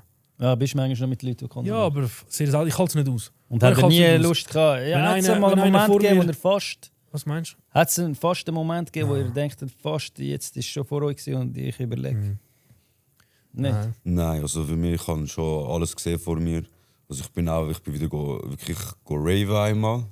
Also, gut. Und Ohne- ich habe das und voll, keine Lust, kein Alk, gar nicht. Nur, ich habe etwa 10 Red Bull getrunken und Zigaretten geraucht. Man. Ja. Dann Ja. kannst du ja gerade allein, das ist ja Vergleich schlimmer, weißt du, was ich meine? Das ist ja gesünder. Nein, der Red Bull ist auch nicht, weißt du? Ja, irgendwie, also 10 sind es nicht. Ich habe Ja, jetzt einfach ich eine meine, Zahl gesagt. ja, ja. Gefühlt die 10 Red Bull. Aber ich muss dir sagen, ich bin am 1 am Morgen ich bin müde gewesen, man. Also ich habe mich irgendwie wach behalten, irgendwie habe ich es bis um 6 Uhr morgens dann geschafft und dann habe ich gesagt, hey, jetzt ist es fertig, jetzt muss ich gehen. Ja. Aber es war lustig, weil ich zum ersten Mal, nachdem ich das angefangen habe, alle meine Leute wieder gesehen. Das heisst, es hat ein bisschen einen Vibe okay. gegeben, weil es ist Ja. das erste gesehen und so. Aber ich habe schon gemerkt, das ist nicht das Gleiche ohne Konsum. Also früher wollte ich jedes Wochenende das machen, jetzt ab und zu mal, okay. So. Aber es- Alk und so.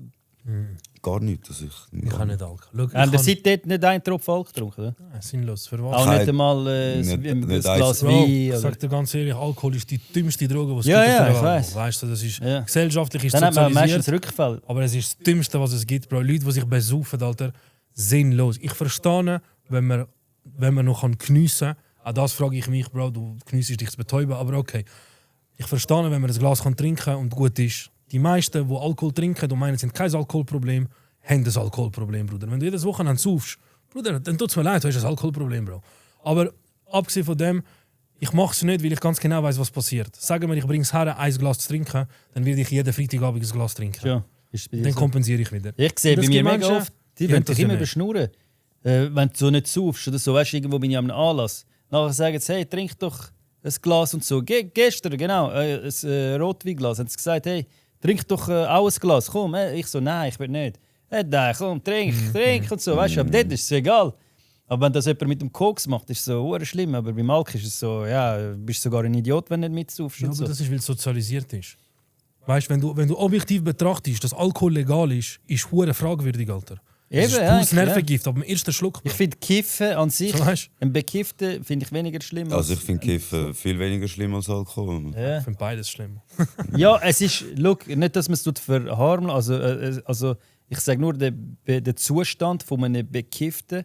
Wenn ich jetzt mit einem Bekifften oder mit einem Besoffenen da müsste hocken und nur schon mit ihm ein Gespräch führen, Finde ich jetzt, weißt du, aber ich rede von voll besoffen. Ja. Und so angetrunken. Ich weiß halt nicht, gell? Ich weiß, was du meinst. Schau, im Endeffekt ist ja immer die Frage, warum macht das jemand, was er macht und warum entscheidet er sich zum Aufhören damit, oder? Ich weiß ganz genau, Bruder, vielleicht wird es 2-3 Mal funktionieren mit etwas Trinken und nachher rupfe ich. Oder es passiert, dass ich nachher nur noch rupfe. Aber mein Problem ist dann, ich betäube mich ja wieder. Verstehst du? Ja, ich betäube ja meine Sinne und kompensiere wieder. Und klar ist alles ein Prozess. Weißt, ich verstehe, vielleicht für jemanden ist es schwierig, auf einmal alles aufzuhören. Okay, verstehe ich. Aber das Problem ist, die Leute meinen dann, ja, okay, ich höre mit dem auf, das mache ich noch ein bisschen, ist nicht so schlimm. Funktion bleibt die gleiche. Wenn du keinen klaren Verstand bekommst, kannst du gar nicht in die Aufarbeitung. Du kannst nicht die Emotionen spüren, die er jetzt spürt nach 118 Tagen clean. Das ist ein unglaubliches, überwältigendes Gefühl. Wenn du dein ganze Leben lang konsumiert hast, 118 Tage sauber bist. Bro, ich weiss, wie ich mich gefühlt habe. Ich habe gemeint, ich fick jetzt die Welt, Alter. Weißt du, vom Clean sein. Das ist 1000-mal geiler als... Das ist über ein halbes Jahr, oder? Wenn ich so rechne. Nein, das sind Wart. 3 Monate. Sind das ein bisschen mehr als 3 Monate? 30, nein, 3 Monate sind ja Monate. 90 Tage. Ja, Ja, 4 mehr. Monate. 4 Monate. 100, ich sage immer 188. Ja, Ich weiss nicht, wieso. Nicht das 188. Darum ist es so, ja. Aber Bro, es ist halt das Thema für sich. Ja. Gell, schau, im 2026 nicht mal auf Substanzen basiert. Bro, alle Menschen flüchten. Bruder, ich sehe sehr wenige Leute, die sich auseinandersetzen mit sich selber. Sehr wenige. Social Media, dann Pornografie, Spielsucht, Substanzen. Egal was es ist, alle flüchten. Verlager ist auf Wichsen nachher die ganze Zeit bis Blut. Ja. Nein, aber eine Frage. Rauchen die noch Ziggis? Ja, Das ist gut. Ich habe aufgehört, Ziggis zu rauchen, gell? stabil, Mann. Aber ich bin jetzt nicht etwas Besseres. Ich habe schon mega... Ich muss euch sagen, bei mir ist es eben einfacher, weil ich habe zuerst mit Ziggis aufgehört und nachher mit Kiffen. Das ist darum habe ich den Bonus halt. Aber eben, das ist die schlimmste Sucht von diesen ganzen Substanzen ist eigentlich eine Ziggi. Weil ihr arbeitet, ihr habt alles geschafft. Koks, Alk. Aber Ziggis haben nicht geschafft. Also ich muss dir ehrlich sagen, ich habe Ziggy gar nicht wollen arbeiten. Weil Eben, ich ja, dann musst du habe meinen sagen, Entzug nicht auf Gesundheitsbasis gemacht, sondern ich habe mich einfach mal den Menschen kennenlernen, wo ich eigentlich wirklich bin. Weil ich habe mich 15 Jahre lang betäubt. Das heisst, ich habe ab 15 weiss ich eigentlich gar nicht, was für ein Mensch ich bin ohne. Nein, sogar früher. Ich habe mit 12 schon gekifft. Ja. Das heisst, ab 12 weiss ich gar nicht, was für ein Mensch ich bin. Du weißt es eigentlich jetzt noch nicht mal. Ich weiss es jetzt noch nicht. Ich bin jetzt eigentlich der wahre Mensch am Kennenlernen, wo ich bin, Ja, voll. ohne dass ich mich Hey, betäube. ciao. Was? Du bist der Mess. Ja, und ich sage dir ehrlich, ich habe wieder wirklich Lust, zum neue Projekt angehen, zum Zeug erforschen, zum das machen. Und Ja, vorher voll. hat sich bei mir alles immer nur ums Gleiche gedreht. Und ich kann nicht mal mit Leuten zu tun haben, die nicht irgendwie etwas mit Drogen zu tun haben. Du hast mit mir reden, ich kann dir aber eigentlich kann ich denken, ach, mal die Schnurren, Mann. Ja, So hast du etwas oder hast du nichts, Alter, Mann. Weißt du, was ich Fresse, meine? gib Sonst mal hast du die Schnur und geh weg, Alter, Mann. Nein, aber es ist schon so. Also, bei mir ist es auch, schau, im Endeffekt, Suchtverhalten ist Suchtverhalten, 100%. Ich rauche noch, weil, ich sage dir ganz offen und ehrlich, ich merke, für mich ist es immer noch ein Anker ein bisschen. Es hilft mir immer noch ein bisschen Stress reduzieren. Die Zigarette ist jetzt halt so das, es ist nicht so stark bewusstseinsverändernd wie die anderen Substanzen. Also du bist recht bei dir, wegen Ziggis kannst du jetzt nicht gut arbeiten. Ziggis ist irgendwie geiler Oder wenn klebst du dein drauf Leben an die bist, Wand. nicht? Ja, das Boah, ich auch. sage euch mal. Oder Aber Kokarette haben wir Das geraucht. Gefühl, nach einer Linie eine Zigarette zu Eben, rauchen. ja. Oder nach Bill eigentlich, das ist noch Ich darf krasser. gar nicht daran denken, es triggert mich. Jetzt gehen wir... Nein, sonst... Aber was ich dir sagen will, ist, Er fängt gerade nach dem Podcast wieder an wegen mir. Schön, man. Fettig aber es ist halt noch. alles ein Prozess, gell? Also ich weiß, dass ich mit Ziggis aufhören werde, aber momentan fühle ich mich so, wie es jetzt gerade ist, gut. Man kann nicht sagen, das ist eine Rechtfertigung. Teilweise ist es wahrscheinlich eine Rechtfertigung. Aber für mich ist es momentan Ja, es schiebt so, ja nicht, so wie der es Ziggy, ist, aber, gut. Ja, es schiebt nicht mehr, weil du einfach rauchst. Ja. Wirst jetzt lange nicht rauchen oder 2-3 Tage nicht rauchen und eine Ziggy, dann wirst du schon merken, was für einen Effekt das hat. Ja. Es tut ja auch dein Dopaminsystem teilweise verändern. Aber Ja. was ich eigentlich hinaus will, ist, für mich ist es momentan noch okay. Wegen dem versage ich jetzt mein Leben nicht. Wollen ihr aufhören, Ziggis Ich rauchen? werde, aber momentan Also ist ich es so sage gut. ehrlich, ich will momentan nicht aufhören Zigarre rauchen, weil Ja. es ist einfach irgendetwas brauche ich irgendwie zwischendurch noch. Ja. Ich habe immer Das ist Mensch. gedacht, wie geht das ohne Ziggy leben? Das ist gar Das nicht geht möglich. schon, doch. Wenn ich habe so Das geht gedacht, schon. so Fußballspieler, hey, die rauchen ja gar keine Ziggy. Was machen die, wenn sie auf den Bus warten oder weiß ich nicht? Oder telefonieren, wie geht das? Aber es geht. Ich rauche jetzt nicht mehr. Seit 2018 habe ich nicht mehr keine Rauchmittelung. Es ist einfach... Und ich habe das nie gecheckt, wie das überhaupt funktioniert. Wie kann ein Mensch ohne Ziege leben, wie das geht. Ja, es geht schon. Es ist wenn auch, du rauchst, du stellst dir die Frage, Weißt, wie ist das nicht rauchen? Das ist verdammt krass. Es ist ja alles eine Gewöhnungssache. Und es ist ja völlig okay. Schau zum Beispiel, ich bin jetzt 2 Jahre clean, von allem außer von den Ziggis. Es ist ja völlig okay. Weißt du, ich meine, ich habe 15 Jahre lang Drogen konsumiert, von 12 bis 27. Ich bin jetzt 2 Jahre clean. Oder? Ich bin auch noch herausfinden, wer ich bin. Und es ist völlig okay, dass es jetzt, ich habe das beste Leben momentan. Ich habe mich noch nie so glücklich gefühlt in meinem ganzen Leben, wie es jetzt ist. Alles gelingt mir. Und es ist okay, dass es jetzt noch so ist, weißt? Ich überlege dann vielleicht nächstes Jahr, übernächstes Jahr, vielleicht gehe ich das Thema an. Es kann auch sein, du musst einen Grund finden, wieso höre ich auf die Ziege rauchen? Ein Grund, ich hätte schon 1000 Gründe, aber für mich ist es momentan okay, so wie es ist. Yeah. Weißt du, was ich meine? Okay. Vielleicht ist es aber auch, weil ich keine negative Konsequenz vom Rauchen spüre. Bewusst. Yeah. Verstehst du? Beim Koksen merkst du das irgendwann nicht. Beim Saufen merkst du das irgendwann Ja, nicht. im Ziege auch irgendwann. Ja, Im Endeffekt, nicht unbedingt. Suchtverhalten ist immer noch aktiv, oder teilweise. Es ist jetzt einfach so, wie es ist und es ist völlig okay für mich. Aber wir dürfen nicht vergessen, es ist halt immer noch Suchtverhalten. Ja. Weißt du, was ich meine? So. Hört auf Rauchen. Wie lange haben ihr schon aufgehört zu rauchen? Schreibt es mir in die Kommentare. Nein, aber das ist schon schwierig. Und Kiffen, haben ihr können aufhören nachher, oder was? Oder haben ihr gar nie richtig gekifft? Also doch, ich richtig regelmäßig, ich bin jeden nicht Tag. ein Hardcore-Kiffer, wie er im Buch steht. Aber ich habe immer meinen Joint am Tag geraucht. Also ich habe lieber, umso schwächer es war, umso lieber habe ich es gehabt. Vor dem Pennen und so. Ich habe es einfach so, ich bin einer gewesen, ich habe durch den Tag ich habe meinen Joint da gehabt, habe ein bisschen geraucht, habe ihn angelegt, habe wieder ein bisschen geraucht und dann hat man für den ganzen Tag durchgelangt. Ah, so, okay. Aber es war immer ein Joint rum durch den Tag. Und jetzt fällt mir das wie noch ein bisschen schwer, so, weil ich sehe eigentlich nicht, ich habe nicht das Problem mit dem Kiffen, aber weil ich mir selber gesagt habe, ich will einfach das komplette Jahr substanzfrei arbeiten. Okay. Also mache ich es nicht, weil ich mir das so gesagt habe und nicht eigentlich, weil ich es als ein Problem angesehen habe. okay. Und darum fällt es mir eigentlich fast noch schwer, weil ab und zu denke ich, hey komm Mann, es ist doch nicht schlimm, man, jetzt eine rauchen schnell, Mann. Und dann muss ich mir wirklich wie selber zusammenreißen, hey nein, du hast dir das vorgenommen und so ziehst du es jetzt einfach durch. Mann. Ich habe von 12 bis 15 Jahren gekifft, jeden Tag einen 50er. Ja. Gras rausgelassen, bis es mich gefickt hat. Dann habe ich fetten psychischen Schaden bekommen vom Kiffen. Ich muss dir ehrlich sagen, Gras hat mich schlimmer getascht als LSD. Es gibt Leute, die... Das hat mich schlimmer getascht als Ich LSD. auch, Mann. Sag dir ganz ehrlich. Also ich muss dir auch sagen, also Gras ist für mich die unberechenbarste Droge von allen. Ja, es gibt so viel verschiedenes Zeug. Ja, weißt du? also wenn ich so einen fetten Cali-Joint rauche, voll ab, Mann, Bro, dann kannst du mich überrühren. Edibles Alter. haben wir schon mal gegessen. Was? Edibles, die Süßigkeiten. Ja, aber nur ganz wenig, nicht so, dass es mit Ja, steht. Bro, ich rede davon, gell?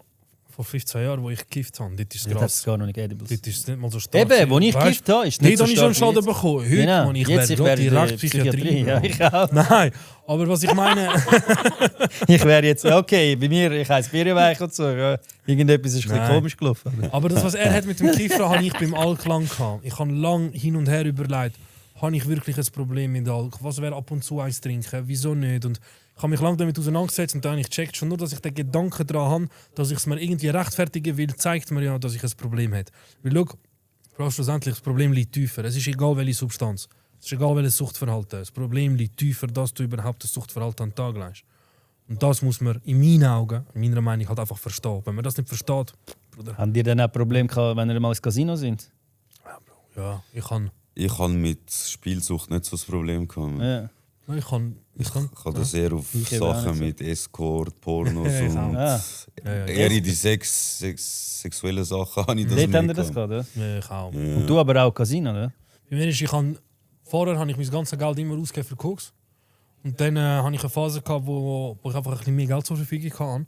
Und dann habe ich mal ein bisschen probiert zu spielen. Und dann habe ich aber sehr schnell gemerkt, also nach 1 Woche, 2 Wochen, habe ich schon gemerkt, was für ein Potenzial da ist.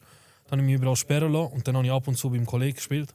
So online. Aber das Thema ist durch, weil, Bro. Okay. Ich bin allgemein ein sehr anfälliger Mensch für so Sachen. Man. Ja, Bei allen, merk, Bruder. Ja, Und nachher mit Escort, oder was? Also, wir sind Escort immer hat ins mich Puff mein gegangen. ganzes Leben lang oder? begleitet. Ins Puff geht nicht, nur Escorts. Ah, nur Escort. Wo Immer hast du die heim, anbestellt? ja. Zu dir? Ja. Ja, zu mir. Und du hast allein gewohnt, oder? Bro, ja, ich kann Oder Phasen... wenn deine Eltern unterwegs sind? Nein, dort sicher nicht. Dort bin ich Hotel gewesen. Aha, ja, weißt du ja, nicht. ja, schon gut. Und plötzlich jeden Tag Nein, andere. und Was dann ist das? hatte ich ja eine Phase gehabt, dass meine Mutter immer wieder ein paar Monate in Spanien war und dann wieder zurückgekommen ist. Und dann in dieser Zeit halt, dann ist es immer so gelaufen. Das kostet ja auch das Geld. Ich meine, das ist ja auch teuer und plus noch der Konsum. Wie habt ihr könntet eigentlich hättet ihr das könntet ihr jetzt eigentlich umsetzen, Bro, das ganze Geld verdienen. Ich bin mein ganzes Leben nur für den Konsum arbeiten, Alter. Ihr könntet jetzt das Gleiche machen und jedes Mal Cash müsst ihr jedes Mal in Bitcoin oder so rein tun, anstatt für Koks. Ihr würdet Multimillionäre werden. Mit dem Mindset von einem Junkie. Ja, look, ich bin ja nur zum Geld gekommen, weil ich mich ja in diesem Kreis bewegt habe, zum Geld zu generieren. Das heisst, ich habe durchs Zeug Geld generiert fürs Zeug. Oder? Aber was du sagst, look, viele Menschen sehen Sucht extrem, oder Suchtmenschen oder Leute, die ein Suchtproblem haben, als extrem schlecht. Du musst verstehen, wenn du verstehst, dass du einen Purpose musst finden, dann wirst du, Bruder, du wirst Berge können versetzen, weil das, was du geschafft hast als Junkie zum Konsum erreichen, ja nicht umsetzen, wenn du das schaffst in deinem Purpose, dein Warum finden, Bruder, nichts kann dich aufhalten. Aber du musst es herausfinden. Ihr habt ja das schon so erlebt und das könnt ihr eigentlich umsetzen ins Positive. Natürlich. Genau das Gleiche, das ist gerade krass. Weil jeder Junkie, den du draußen siehst, auch die irgendwie Crack konsumieren, das sind alles mit den gleichen Kleidern wochenlang, aber sie schaffen es immer, ihren Crackstein zu holen. Also ich bin der Meinung, Menschen mit einem Suchtpotenzial haben eigentlich eine versteckte Superkraft. Weil du kannst eine Obsession für etwas entwickeln. Der verschissene und dich voll drauf eingehen, Mann. Weißt du, was ich meine? Aber du musst in die richtige Richtung lenken, Mann. Also musst du in deine grösste Schwäche in deine grösste Stärke umwandeln. Ja, eigentlich, ja. Wenn du das genau so mitnimmst. Bro, man weiß, die Crackies, Alter, Mann. Ich meine... Sie schaffen es immer, etwas zu finden. Ein Zug Crack kostet dich 10 Stutz, der behaltet dich 10 Minuten wach. Also wie viel von diesen Zeug brauchen die am Tag? Eben. Und wo holen die das Geld, Alter? Die Fentanyl-Junkies, die so hängen in dem Ding. Aber sie schaffen es trotzdem, sie hängen so dort. Yeah. Aber sie schaffen es am nächsten Tag ihr Fentanyl und wieder in den Zustand kommen. Das muss man ihnen schon anrechnen. Ja, das muss irgendwie herbringen. Ich habe Kollegen, die so faul sind, die gar nichts machen. Checkst? Die hängen da und gamen irgendetwas, anstatt etwas erreichen. Aber der Fentanyl-Junkie, er schafft es trotzdem wieder am nächsten Tag in den Zustand reinkommen. Weißt du, das ist ja... Weißt du, was ich meine? Das kann sich ins Positive umwandeln. Ja, eigentlich, das Mindset, das sie haben, sie schaffen es, weißt du? Ja, aber schau, es ist... Nein, Alter, der Fentanyl-Junkie, der so hängt. Ja. Bro, schau, im Endeffekt ist es ja... Du hast ja etwas, was dich dazu bringt... Also du musst dir verstehen, die Substanz gibt dir ja so viel in dem Moment, dass es dir ja besser geht als im nüchternen Zustand. Also die Fentanyl-Junkies sind jetzt ein blödes Beispiel, sie hängen sie einfach so da, weißt du? Aber der Zustand ist ja das, was sich besser anfühlen lässt als nüchtern. Yeah. Und eigentlich musst du ja herausfinden, was ist das Problem, warum du nicht es schaffst, nüchtern zu sein. Und wenn du dann schaffst, das zu verstehen und dann einen Purpose findest, dann kannst du das Mindset darauf adaptieren und dann wird es auch funktionieren. Ich meine, schau, es gibt so viele Menschen, die ein Suchtproblem haben, die heute brutal erfolgreich sind. Weil es ist einfach, Elon Musk und so, die haben alle Drogen konsumiert. Es ist brutal krass, der konsumiert immer noch, der ist voll die konsumieren es voll auf Ketamin. Ja, es ist eben brutal krass, wenn du in Schmerz eintauchst und den Schmerz überwindest, was dich dazu gebracht hat zum Konsumieren, dann Bro, ist alles offen. Und andere Substanzen sind dort nicht abhängig geworden? Pillen, LSD. Was gibt es noch? Haben ihr keine andere Substanz? Also ich sage dir ehrlich, ich habe so ziemlich alles außer Heroin und Fentanyl, das habe ich nicht probiert. Noch nicht, gell? Also die 2 Sachen, aber sonst habe ich ziemlich alles probiert. Ja. Base und so, das wird mir, haben ihr nicht angefangen? Base ist ja das Rauchen. Ich habe es probiert, aber ich bin Gott glücklich. Ich kenne viele, die wegen dem süchtig wurden, sind Zähne verlieren. Ich bin Gott sei Dank glücklich, hat mir das nicht gefallen. Es hat mir nicht das gegeben, was mir das Rupfen gegeben hat. Oder mit Alufolie. Weil ich habe das probiert. Und das hat mir wirklich, ein Junkie-Feeling gegeben, weil du nimmst das und du bist einfach so. Und ich bin nie ein Mensch, der so Sachen gerne hat. Beim Ziehen, ich habe gezogen, ich bin pam. Ja, aber es macht eben süchtig, oder? Und dann wollen sie es eben nochmal, das Gefühl meistens. Ja, Bro, es ist schon... Ich weiss es nicht, mir hat es nichts gesagt. Also du könntest mir da 20 Ladungen vom Base anlegen und eine Line, ich würde leinen, Alter. Ja, okay. Also früher. Ja, also eben. Also früher, Mann. Also, mir hat es nicht so gesagt. Warte, ich aber eben, ich kenne Leute... Ich will euch testen. Nein, aber ich kenne Leute, die haben gerupft und sind eigentlich plus minus normal geblieben und dann haben sie das angefangen und dann war Feierabend. Ja. Dann hast du sie nicht mehr brauchen. Dann sind sie wirklich kaputt gegangen. Scheiße. Ich habe nie Base, weil es für mich... Du hast nicht einmal in deinem Leben Base? Ja, für mich ist es... Komm jetzt. Nein, wirklich. Einmal, oder? Bevor du angekommen bist. Aber ich muss wiederum dazu sagen, ich habe das nie gemacht, direkt nüchtern. Bei mir ist das nur passiert, wenn ich wirklich 3-4 Tage unterwegs war. Dann habe ich irgendwann einen Zustand erreicht, hey, ist mir alles egal, Alter. Es kommt halt, was kommt. Und ich habe es eigentlich nur in diesen Zuständen probiert. Und ich habe wahrscheinlich schon so viel geschnupft, dass ich es gar nicht mehr richtig gespürt habe. Für mich ist Space nicht in Frage gekommen, weil für mich ist Koks so etwas, es klingt krank, für mich ist Koks etwas Edles gewesen, ein Luxus. Ja, ist es eigentlich Etwas Mächtiges, Status. Nein, eigentlich ist der größte Dreck, Bro. Ja, aber Es ist der größte Dreck. also Es wird so so verherrlicht, aber es ist die größte... Bankers und so, Es so ist die reiche größte Leute. Hunddroge, die es gibt, Bro. Jeder, der raubt, ist ein Hund, Alter. Ich sag's Aha, dir ja, ganz das ehrlich. auf jeden Fall. Oder Ja, weil das das auf jeden macht's Fall. mit dir. Aber es ist teuer, weißt du? So Genau, es ist teuer. Und es gibt das Gefühl vom Status. Und für mich ist Base das Gefühl von, Bro, das ist richtige Junkie-Feeling. Das will ich nicht. Ich fühle mich nicht als Junkie. Klar bin ich einer gewesen. Aber für mich ist so, weißt du, Ja, was ich weiss, meine? was du meinst. Ja. Und das ist So ein Leute gegen richtige Base, das verstehe mich Junkie. nicht falsch. Es gibt Leute, denen gefällt das halt brutal und die verlieren sich. Und ich kann das nachvollziehen. Für mich ist aber der Schritt, den ich nie machen, wenn ich Leute mit Alufolie und so, für mich ist das gewesen, Bruder, lieber lege ich meine Leine so. Im Endeffekt, Bruder, es ist scheißegal, keiner ist besser als der andere. Ja. Sucht ist Sucht, Koks ist Koks. Wenn du dich verlierst, verlierst du dich. Bro, ich kenne Leute, die von Gras schlimmer geändert sind als Leute, die geraucht stimmt. haben. Weißt du, was ich meine? So. Es ist immer Oder der ein Mix Mensch. manchmal Es ist so. immer der Mensch, was es macht. Suchtverhalten ist bei jedem schlimm, egal welches Suchtverhalten. Ja, jeder reagiert anders drauf. Oder? Ich 100%. habe einen von meinen besten Kollegen, auch einen anderen noch, wo ich zusammen aufgewachsen bin, der ist nachher in Embrach in Psychiatrie. Der hat mit mir auch gekommen. Wir haben einfach ab und zu am Wochenende gerupft und so. Vielleicht mal eine Pille genommen. Am Wochenende nur, aber gekifft immer. Mhm. Und jetzt kannst du mit ihm nicht mehr reden. Eben, Also du kannst kein normales Gespräch mit ihm führen. Er hat sich etwa 40 Kilo zugenommen. Sie haben ihn dort mit Medis vollgepumpt. Und ist jetzt psychisch krank, ja.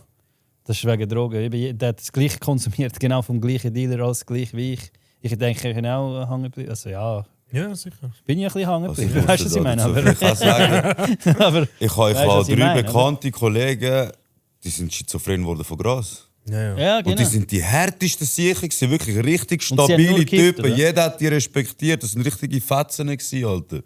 Jetzt sind sie behindert, Alter, Mann. Also Schizophrenie haben sie. Schizophrenie. Also die haben Ja. Psychose bekommen, schizophren. Sind sie auch jetzt Also wenn sie immer noch kein in Behandlung? Medikament nehmen, dann greifen die Leute an, ohne was? Grund. Sind wirklich durch. Scheiße. Ja, aber Ja. das ist, Und von Gras, muss ich sagen, wirklich, von Gras ist das Ja, passiert. eben, ja, Gras Also ich habe keinen Bekannten in meinem Kollegenkreis, der schizophren von Kokain oder von Alkohol oder irgendetwas geworden ist, aber von Gras kann ich 3 Mal. Ja, ja, krass. Ja, es ist eben, halt individuell, weißt du, jede Ja, Substanz genau. macht verschiedene mit dir. Zum Beispiel Pillen ist etwas gewesen, das habe ich konsumiert und dann habe ich, sagen wir, ich habe an einem Wochenende 8-9 Pillen gefressen. Was Und hast du dann- für die so konsumiert? Alles Was hat's mögliche, blaue Geistli und so. Ah, ja. Ja, ja. Aber schau, was ich da sagen will, ist, ich habe dann zum Beispiel 8-9 Pillen einmal gegessen und dann habe ich vielleicht 3 8, 9 am Abend, Ja, habe ich ja. das schon richtig verstanden ja, vor? ja, Bro. Also da kannst du ja sterben. Ja, Bruder. Bro, ich sage ja, 8, bei mir 9? ist... Ja, Bruder, sogar mehr habe ich gefressen. Willst du meine hast du das auch schon gemacht, Willst du ja? meine Zahl nicht hören, Mann? Was? Noch mehr? An der Street Parade. Ich habe mal habe eine und so manchmal genommen. Also habe ich niemals glaube über zwei, bin ich auf die also Idee von gekommen, Street zwei. Parade Anfang bis den nächsten Tag, also ich glaube 2 Tage, habe ich 17 gefressen. Was? Und nachher kommt auch so das Gefühl, so Aber die ich habe Wärme dazu und so. Koks, darum hat das funktioniert, weil mit dem Koks tust du dich... Hä, aber da kannst du ja sterben. Also das ist ja, Ja. 17 Pillen. Aber schau, auf was ich hinaus will, ist dann... Ich bin gar nicht, ich habe nichts mit Junkies zu tun. Ich bin ja voll der normale Mensch gewesen. Und glaubst du mir, ich habe am Schluss noch ganz normal ausgesehen? Man. Von Pillen ist, Ja. hast du mir nie Nein, etwas mir hat gesagt. man gesehen, ich habe ausgesehen wie einer, der am Bahnhof in Frankfurt beim Piss, wo er am Boden liegt, irgendwo so habe ich ausgesehen. Ich habe eben so ausgesehen. Ich schaue in den Spiegel so, oh shit, wie ich habe keinen Hunger, ich war 50 Kilo oder so gewesen, Freund. Mit 17 und so, weißt du. Voll der Junkie. Was ich wollte sagen eigentlich. Aber ich bin eben kein Junkie gewesen, merke ich jetzt gerade. Wie irgendwie 17 Pillen. Fuck, 8. Und haben er nie den Zustand gehabt, dass er in Notfall oder so? Nein. Nein, Aber schau... Oder in ärztliche Behandlung oder so? nein, Nie. nie. Nein, ich bin nie gegangen. Aber Also was ehrlich, ich, mir ist mit jeder Pille eigentlich nur umso besser gegangen. Ja, was? Ja. Hä? Dann hat er nicht damals so am nächsten Tag, wenn er nicht mehr drauf war, plötzlich so Flashbacks gehabt? Nein, aber ich habe etwa So eine Woche wieder- lang keine Glückshormone mehr gehabt. Genau, weil das gibt ja Dopamin. Du hast voll die Eine Glückshormone. wandelnde Leiche bin ich nachher gewesen. Ja, das wird dann nachher, glaube ich, nicht mehr so ausgeschüttet, oder? Ja, also das ist eben, das ist noch das andere. Wenn du das jedes Wochenende nimmst, dann musst du mehr nehmen, um den gleichen Effekt zu Ja. erreichen, weil dein Körper Ja, kann in mit dieser 17, was willst du machen? Willst du die Schiene haben? oder was? ja, weil dein Körper kann in dieser Zeit die Glückshormone gar nicht wieder auffüllen, die du eigentlich ausschütten willst mit dem Konsum.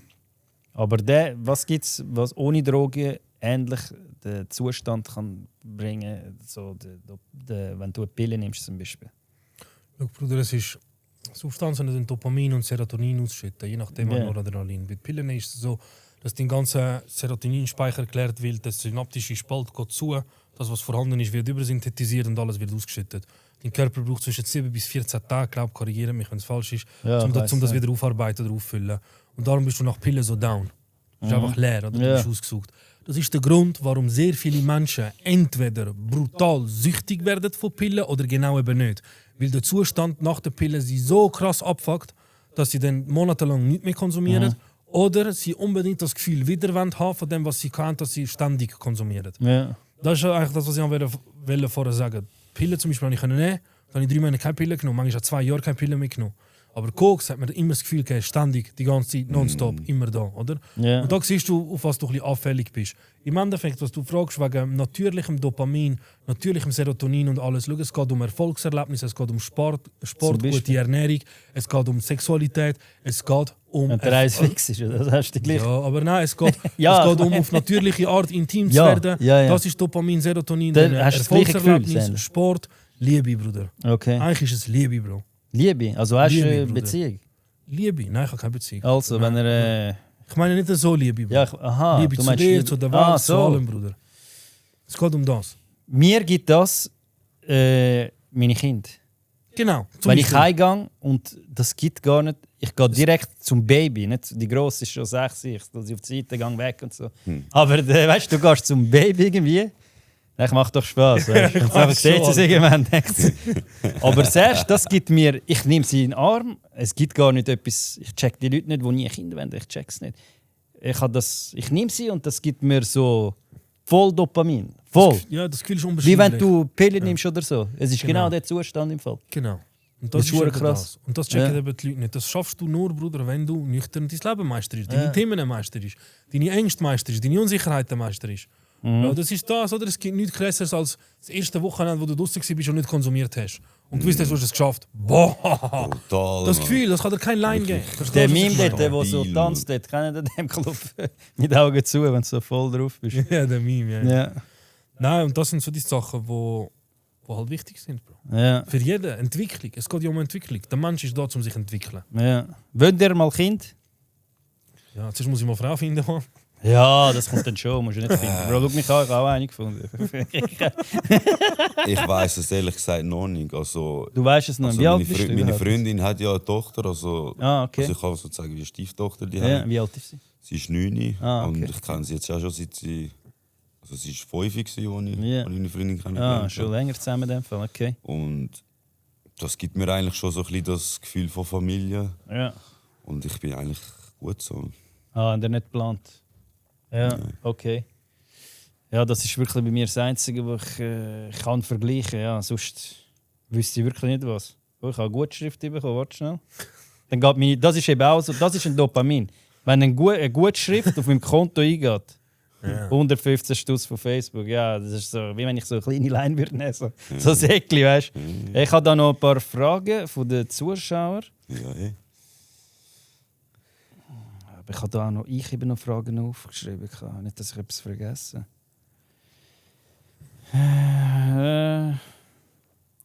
Was ist die grösste Lüge über Koks, die die Leute glauben? Das ist ein bisschen, Das ist eine gute Frage. oder? Du? Das ist keine ChatGPT-Frage, die habe ich tatsächlich selber. Ja, die ChatGPT-Frage. Ich versuche amigs mit das. Der fragt so Müll amigs. Ja. Die grösste Lüge über Koks, dass es dir eigentlich Selbstvertrauen gibt.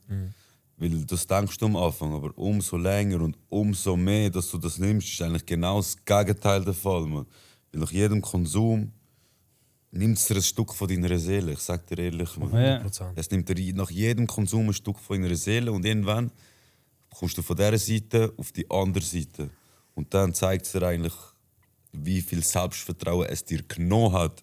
Anstatt, und du nur denkst, dass es dir das gibt. Ja, schon. Weil eigentlich bist du ja ein Idiot in dem Moment, aber du meinst, du bist. Es ist das Gefühl von vermeintlicher Freiheit, aber es ist absoluter Käfig. Es macht dich unsicher, es macht dich arrogant, es macht dich narzisstisch, es macht dich egoistisch, es nimmt dir die Liebe, es Ja. nimmt dir die Liebe zu dir, zu der Welt. aber gibt dir das Gefühl, dass du die beste Version von dir selber bist. Bro, weißt du, musst dir mal vorstellen, ich hatte letztens so eine Situation, bin ich in Luzern gewesen, dann musste ich pissen und dann bin ich aufs WC und dann höre ich einen in der Kabine nebendran. Ja. Du musst dir eigentlich mal vorstellen, was passiert in deinem Kopf. Du hast das Säckchen in der Hand, du gehst aufs WC und denkst, du nimmst jetzt allein und kommst stärker raus, als du dort drin bist. Kennst du den Film Limitless oder so heisst der, oder? Weißt du, was ich meine? Ja, Mann. Bro, also, du machst dich voll zum Hund in einer Kabine, an einem Säckchen dort. Ja, voll. Ich nehme Ja. das und jetzt bin ich besser nachher. Oder im Toy Toy oder so, ja. Aber eben, kennst du den Film Limitless? Oder Limitless, so? ja. Du fühlst dich genau so wie in dem Film. Der nimmt ja irgendetwas und nachher Ja.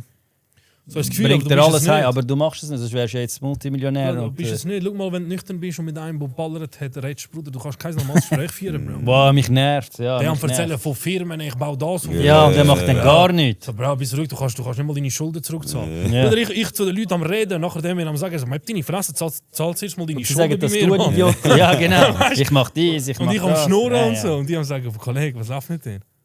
Ja, das habe ich sehr viel oft. Also, warte, jetzt haben wir da die Fragen der Zuschauer. Da. Was sind die? Da. Es hat Doch, irgendeine ChatGPT. lustige gehabt, aber ich weiß nicht mehr, welche die lustig war. Warte, was ist die lustige? Jemand hat gesagt, habt ihr... Was kommt Hey, jetzt, weißt du, hat es noch etwas übrig, ob er noch etwas die habt, weil er hat ja aufgehört, ob er das kann haben. Habt ihr noch etwas die habt? Nein, Alles ich jetzt habe durch. nicht die Heim, Mann. Klar nicht, Alter. Leider musst du das Ding mal gehen. Ja. Sind ihr schon mal 3 Tage lang wach gewesen? Ja, du schon länger sogar, du auch. Ich bin auch schon 7 Das Tage ist der wach. Standard. gewesen. Wie lange kann man überhaupt wach sein, ohne dass man stirbt? Es gibt ja, wie lange kann man nicht trinken, wie lange... Ich bin nach Körper, Bro. Ich kenne Leute, die 15 Tage wach sind, Bro. Ja, aber die pennen doch kurz irgendwann, das kann ja nicht sein. Nein, also ich kenne wirklich jemanden, der 15 Tage wach war, aber Schon? nachher war er im Koma. Aber da brauchst du noch Wieso? ein bisschen Weil er andere einfach nicht Substanz kann als pennen, Du brauchst Koks. anders, ja, du brauchst ganz Da anders. brauchst du gerne wie Crystal Meth und ja, so. genau, Zeug, genau, Mann. genau. Das Aber haben wir nie genommen. Nein. Ich habe einmal. Also es ist so passiert, wir waren mit einem Kollegen draußen und wir haben gesehen, das ist so ein Deutscher schon am Liegen. Wir so, ja komm, schau, der hat Koks, gehen wir zu ihm, Alter. Und dann haben wir schon voll Kicker, irgendwann sind wir dort. Er so, ja, ey, gibt's eine und so, man. Er so, ja, ey, aber es ist kein Koks, es ist Crystal. Wir so, ja, scheiße, man, das wollen wir nicht, Alter. Mein Kollege mal schauen, so, fuck, ich habe jetzt hure Lust zum Ziehen wegen dem Wichser, man. Er so, ja komm, probieren wir es mal, Alter. Ja, jagen Dann habe wir ich es mal auf. probiert und es ist der grösste Fehler, den ich mir Ist schlimm Ich habe noch gewesen, nie in meinem Leben etwas Kannst du nicht Hässliches ver- gemacht. Ist es grusig gewesen? Ich habe kein Verständnis dafür, wieso man das freiwillig Weil nimmt. nachher wirst du ja viel werden, beim ersten Konsum sagt man, ist man gerade abhängig von. Nein, man, ich habe das gezogen und es musst du dir so vorstellen, dass das Gefühl, das dir allein gibt, es ist wie ein bisschen drunter. Also du bist wie ein bisschen unter dem Höhe. nicht Also wie mehr. wenn du vom Leinst schon ein bisschen am Runterkommen bist. Und egal, ob du mehr nimmst, du bleibst auf diesem Zustand. Und wir haben dann 4, 5 Lines genommen. Schon. Und eigentlich langt eine Line, hat er gesagt, für 24 Stunden wach sein. Man. Und nachher mir das vollzogen. Und nachher, ich bin 3 Tage. Mein Körper war am Ende. Man. Ja. Mein Verstand hat einfach 3 Tage nicht abgestellt. Ich voll gestört dort. Ich so, mein Kollege am Leuten. Ich so, hey Bro, Alter, ich bin immer noch wach. Und ich habe seit 2 Tagen nichts mehr davon genommen. Das Ich ist habe eigentlich nicht lustig. Aber Nein, es muss war gar lachen, nicht tut mir lustig. leid. gewesen. Ich habe wirklich nur in diesen 1-2 Stunden genommen und ich bin 3 Tage wach gewesen wegen diesen 1-2 Stunden. Ich habe so, Bro, ich glaube, ich bin gehangen, Mann. Ich bin immer noch wach, Alter. Und er so, Bro, ich auch, Alter. Bestimmt nicht, Mann. Hey, nein, Mann. Ja, und nachher hast du keine Lust mehr gehabt? zum Nein, Rauchen? Mann, nein. Das ist so schlimm Irgendjemand hat mir abgeschreckt. von dem gesagt, ich bin gerade weggerannt von dem, Alter. Meth raucht man doch auch eher. Weiss es nicht, ich habe es gerupft, Alter. Hast du es einfach mal aufgejagt.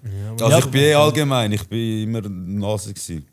Ja. Mit dem Rauchen ist bei mir wirklich erst im letzten Konsumjahr gekommen und wirklich nur selten. Ja. Wirklich, so Momente, wo es irgendwie einfach dazu gekommen ist, aber ich habe auch immer die Einstellung dazu gehabt, nein, das ist nicht mein Stil. So, ja. Ja.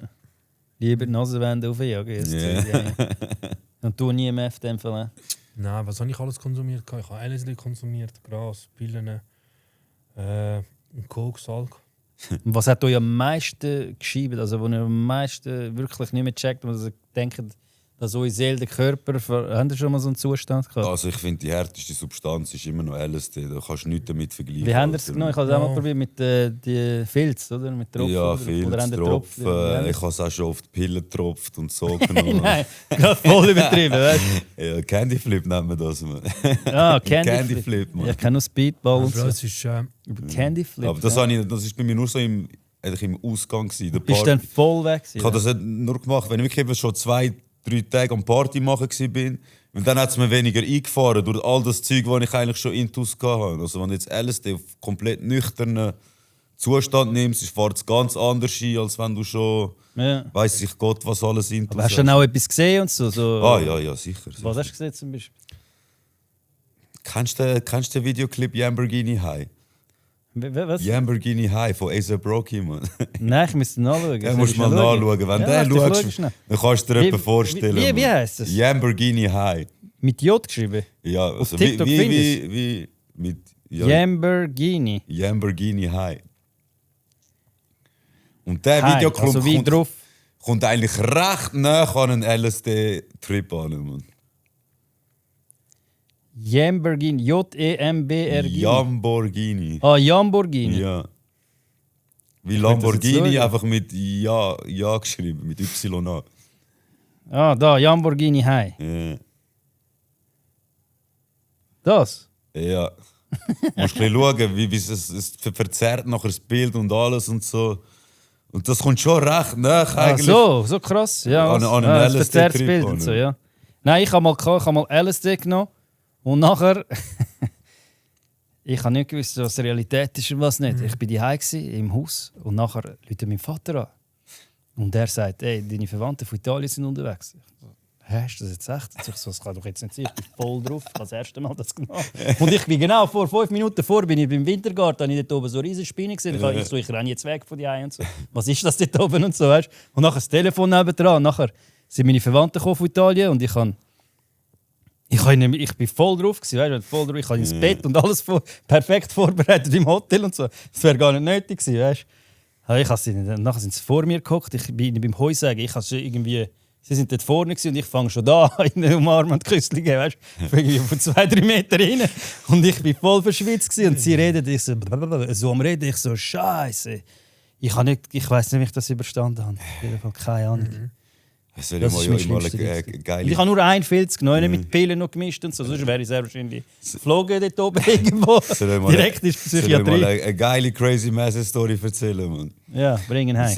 Vielleicht muss ich jetzt aufstehen, Mann. Ich brauche Körpereinsatz, um das zu erzählen. Steh auf, bring ihn heim, komm. Premiere, einer aufstehen. Warte, jetzt eskaliert es, komm, bring ihn heim. Wir sind mal in die Skiferien gegangen, in die Berge, und dann haben wir am Abend alle zusammen Pilzli gefressen im Hütli. Oh, das habe ich zum Glück noch nie genommen. Und nachher alles gut gewesen. Am nächsten Tag sind wir auf die Piste.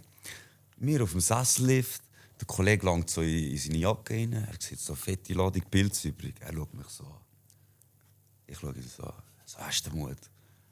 So, Bruder, man lebt nur einmal, Alter. Ja, das ist deine Reaktion. Ich werde Alter, wir haben die Pilze gefressen, Alter. Ich bin dort oben auf dem Berg angekommen. Ich sage euch, Mann. Aber geht das nicht im Moment, bis du drauf bist? Schau, dass einfach das Mikrofon in der Nähe ist. Ja, wir sind einmal gefahren. Ja, scheißegal, ich kann es im Hocken erzählen. Wir sind einmal gefahren, rauf und runter. Und beim zweiten Mal rauffahren hat es dann angefangen zu flashen. Und das hat so den Schnee aufgebindet. Und Bruder, ich habe gedacht, ich bin Avatar, Herr der Elemente, Mann. Ich bin plötzlich der Wind am Band. Ey, so geil ist das gewesen. Ich habe in meinem Leben noch nie so etwas erlebt. Ich war total wie ein Cartoon, Mann. Hey, wie machen sie ihn eigentlich hure appetitlich, um das mal zu nehmen? Ja, aber es ist legal in Amsterdam und so, es ist legal in Amsterdam und so. Und ich sag dir, ich bin in meinem Leben noch nie... Also ich fahre seit über 15 Jahren Snowboard.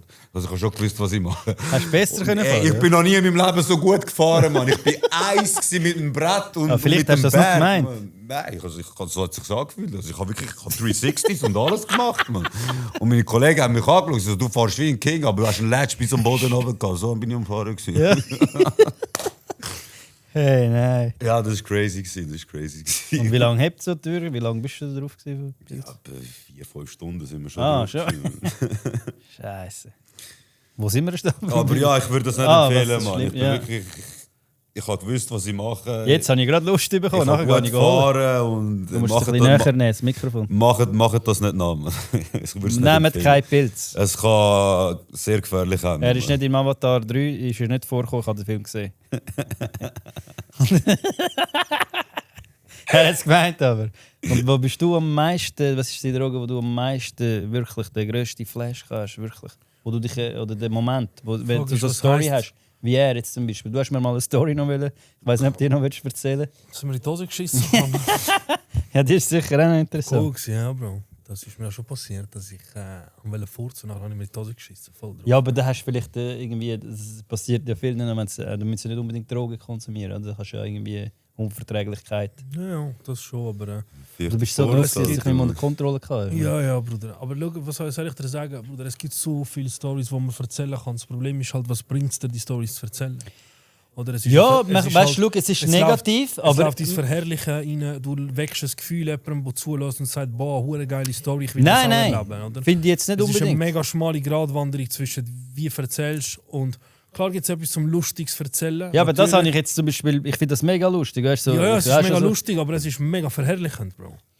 Es ist total verherrlichend. Also nicht wegen dem glaube ich jetzt nicht, dass wegen ihm jetzt jemand Pilzli geholt hat. Ich weiss, dass er es nicht so meint, das verstehe ich total. Aber für mich, wenn ich das dann höre, dann denke ich, boah, der erzählt eine geile Story, wieso probieren wir das nicht aus? Checkst du, was ich meine? Ich weiss, es gibt Jugendliche, die so sind. Aber ich meine, es ist nicht böse gegen dich. Ich verstehe dich total. Wir haben aber auch gesagt, auch ich habe Stories erzählt, ist ja logisch. Also weißt, auch ich habe im Live Stories erzählt, wo Leute sagen, boah, krass. Weißt, wo vielleicht nicht, ich musste lernen für mich, was erzähle ich nicht. Natürlich gibt es geile Stories, die du erlebst mit deinen Kollegen. Stories. Logisch. Ja, ich habe geile Erinnerungen, darum habe ich es auch gemacht. Ich habe geliebt zu konsumieren. Und das gehört, finde ich, aber auch dazu. Das gehört dazu, einen Umgang damit zu finden. Ja. 100%. Ja. Die Frage ist halt immer wie, oder? Aber ich weiss 100%, was du meinst. Ich habe viele Szenen gehabt, wo ich dachte, boah, das ist lustig. Das ist jetzt geil gewesen. Aber schlussendlich ist es ja nicht. Aber ich muss dir ehrlich sagen, ich bin so ein Mensch gewesen. Ja. Ich bin immer voll authentisch, voll ehrlich und ich sage immer alles einfach raus, wie sie erlebt haben. Man. Wenn ich dir jetzt sage, ich habe nur schlechte Sachen auf Drogen erlebt, dann lüge ich dich an. Ja, du sagst ja nicht, hey, nimm, du kannst nachher dann erzähle ich dir einen Scheiß und dann kann ich nicht mehr von mir sagen, ich bringe über, was ich auch wirklich erlebt habe. Ja, klar. Aber was ich dir sagen muss, ich habe 10% vielleicht gute Geschichten, vielleicht 20%. Aber 80% davon sind Scheiße. Ja. Weißt du, was ich meine? Wenn du es total anschaust, es rendiert sich nicht. Es ist nicht 100% alles gut. Du bist jetzt aber ich meine, wären die Drogen vom ersten Moment an Scheiße gewesen, dann hätte ich sie ja nicht genommen. Zu 100% weißt du, wie ich meine? meine? Zu 100% in der Meinung. Und das meine ich. Oder? Drogen geben dir etwas, auch was du erlebst mit deinen Jungs. Das ist ja das Gefühl, warum du auch nicht wegkommst davon. Weil du hast geile Szenen, du hast geile Erinnerungen, du hast geile Sachen, die du erlebst. Und das behaltet dich ja so. Das Problem ist halt, irgendwann musst du realisieren oder du spürst dann, unten dran ist eigentlich, nur der Moment ist geil, aber nachher dein Zustand, was es wirklich mit dir macht, ist nicht wirklich geil auf langfristig. Aber ja klar, ich habe auch geile Szenen erlebt mit meinen Jungs, sonst hätte ich sie nicht gemacht. Eben, du, also was ist etwas, wo... Also jeder, der sagt, eben, nur schlechtes geil, ist eine Lüge, Spezielles, wo du denkst, Bro, was kann ich dir also sagen? Gut, das ist nicht positiv, aber so eben so... Dass du denkst, du bist kein... Ich kenne einen Kollegen, der hat gemeint, er ist Luke Skywalker. Und er LSD gemacht hat. Er hat wirklich gemeint, er ist Luke Skywalker. Zum Beispiel er hat angefangen mit dem Lichtschwert. Ich so, hey Bro, bist du... Er hat aber eine geile Zeit dort gehabt. Aber ich habe ihn gesehen als nüchtern. Ich so, Bro, bist du hängen geblieben? Was machst du mit deinen Bewegungen und so? Und so, weißt du, die Dings und so, so voll durch. Ja, auf Pillen zum Beispiel habe ich oft Sachen gesehen. Und sonst habe ich halt einfach geile Szenen mit den Jungs, gell, wo du 3-4 Tage... bist weg gewesen und nachher hast du ein geiles Weekend gehabt und nachher im Nachhinein hast du nachher einfach bist Kopf gefickt. Ja, nachher ist ich habe auch auf LSD 1-2 Szenen gehabt, wo ich heute darüber lachen kann mit meinen Jungs, die wir lustig gefunden haben. Aber LSD ist halt schon eine gefährliche Droge. Also ich muss dir sagen, Psychisch hat er voll entgleitet. Ich finde LSD, das ist die einzige Droge, wo ich wirklich richtig grossen Respekt immer hatte. Ja, bei allen anderen Sachen habe ich keine Grenzen gekannt, ich habe konsumiert. Bei LSD habe ich das nicht gehabt, weil ich habe genau gewusst, hey, da kann eine Portion zu viel und du laufst irgendwie vielleicht nackt durch die Straße nachher, Alter. Du weißt nicht mehr, was du machst. Weißt du, was ich meine? Bei dem kann wirklich einfach alles passieren nachher. Und von dem habe ich wirklich Respekt gehabt, weil du verlierst deine Sinne eigentlich. Ja, es verschwimmt aber halt es gibt solche, die Mikrodosen nehmen und so. Das hast du gehört, von LSD und so. Ja, was ist das? Habe ich nie gecheckt. Also kann man dann ein bisschen nehmen und das ist kein Problem. Da sogar so in der ärztlichen Aufsicht. Also sagen wir, du nimmst jetzt so Wasserflaschen. Für was ist das? Nein, das ist immer mit ärztlicher Aufsicht. Aha, und so meine ich. Nicht, dass du das ist Therapie. Ja, dass du nicht das private Heim jetzt anfangen, eine kleine Mikrodosis LSD nehmen. Weißt? Aber was ist denn für was? Eigentlich geht es darum, den Zugang zu finden, um dein Ego zu überwinden, um an den Schmerz zu kommen, der dich dazu bringt, dass du eine psychische Beeinträchtigung hast oder ein Suchtverhalten hast oder so. Also eigentlich ist das, was du machen mit dir selber in einer Therapie, wo du herausfinden, was hilft dir, den Zugang zu finden zu deinem schmerzlichsten Anteil, um die Aufarbeitung zu machen. Dann geben sie dir eigentlich Drogen, dass du das Sie geben dir LSD, um deine Sinne ein bisschen aktivieren, um einen Zugang zu öffnen von deinem Bewusstsein, dass du eigentlich an den Anteil kommst, um den schmerzlichen Anteil auflösen. Es gibt natürlich Studien, die sagen, das funktioniert. Es gibt sehr viele Gefahren. Es gibt aber auch Leute, die sich komplett verlieren in dem oder immer wieder mit einem Trip nehmen. Ich bin kein Arzt, ich kenne mich viel zu wenig aus, ich kann es gar nicht beurteilen. Aber ich finde es halt verdammt gefährlich, dass du jemandem willst helfen mit Drogen, zum sauber werden. Die Leute sagen dann, ja, aber es ist keine Droge. Ja, aber Bro, es verändert deinen Bewusstseinszustand. Wenn du das nüchtern nicht herbekommst, ich weiß nicht. Also ich bin der Überzeugung, dass der Mensch so erschaffen worden ist, nüchtern, dass er fähig ist für alles nüchtern. Du musst auch den Zugang finden. Außer im Spital haben wir schon mal Morphium bekommen wegen Schmerzen und so. Ja, und vor Operation. Ja. Mein Kollege ist voll süchtig geworden. Er hat die ganze Zeit wieder den Druck gedrückt. Und dann weißt du, jedes Mal kommt er voll der. Hast du schon mal gehabt, Morphium dort im Spital? Nein, noch nie? Eigentlich nicht, nein. Ja, eben, das ist einfach krass. Das kann dich auch abhängig machen. Nächste Frage. Nein, sicher, Bro, alles gut. Wie ist das drauf? Sind da schon? Stimmt, dass das Koks. Stimmt, dass das Koks einem anders denken lässt? Man macht Sachen, die man nüchtern niemals machen würde. Komplett. 100%. 100%. Ja, safe. Nur schon das Gespräch, das man nicht würde führen. Bro, ehrlich, Mann, würde ich jetzt eine Linie ziehen, ich wäre von einem Moment auf den anderen ein komplett anderer Mensch. Ja, ich auch. Ja, okay. Komplett andere Sachen, was ich jetzt will, wo ich hin will, was ich machen will, was ich von dir hören will, was ich mit dir eigentlich reden will, ob ich dich überhaupt anschauen will, Mann. Ja. Komplett. Einfach komplett. Aber wieso Leute, die ADHS haben, sagt man, dass wenn die rupfen, sie reden nicht. Und bei den anderen ist es umgekehrt. Das check ich nicht. Weil einer, der ADHS hat, dann müsste dann noch mehr schnurren. Nein, so, es ist, weil das Belohnungssystem bei jemandem, der ADHS hat, anders funktioniert. Und es tut eigentlich genau den entgegengesetzten Effekt machen.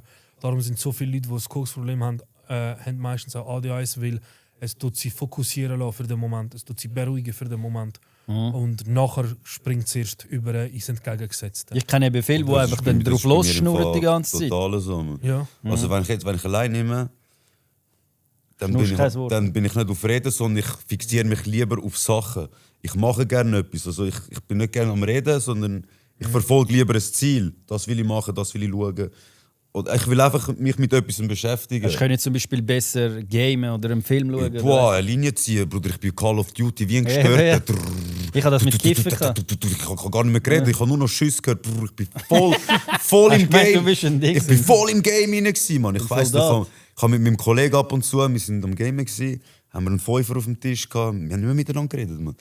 Also ein Fünfer für die Zuschauer sind 5 Gramm? Ja, wir sind am Call of Duty Waffenspiel. Ich weiß nicht, wie viele Stunden in meinem Leben ich in diesem Spiel verloren habe. Und jetzt kannst du noch dort, gamen ohne Konsum?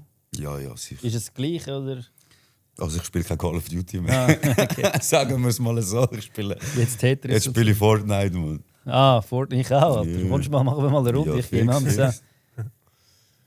ja. Und du hast nie so eben Konsum mit Gamen verbunden? Oder, Bro, ich kann, wenn ich drauf war, ich bin gerne mit den Leuten, ich bin gerne im Ausgang. Du bist immer ein zu Hause, nicht alleine. Oder ich kann gerne entweder Pornos geschaut oder mit Escorts. Ja. Und sonst bin ich im Ausgang, Bro. Und wenn ich mit Kollegen die konsumiert habe, dann haben wir geredet, gut gehabt. Und irgendwann ist es jetzt dann geswitcht, dass ich sagen kann, Bro, jetzt kann ich entweder wichsen oder ich bestelle mir einen Escort. Das habe ich eben auch von vielen Konsumenten gehört, dass sie den Drang haben zum Wichsen die ganze Zeit. Ja, das ist krank.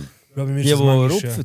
Also alles sexuell auf Kokain. Ja, alles. Also, aber ich habe das so wenig konsumiert. Was mich an mir an Kokain auch so angezogen hat, ist, es hat komplett meine sexuelle Einstellung geändert. Also, es hat mich wirklich spitz gemacht.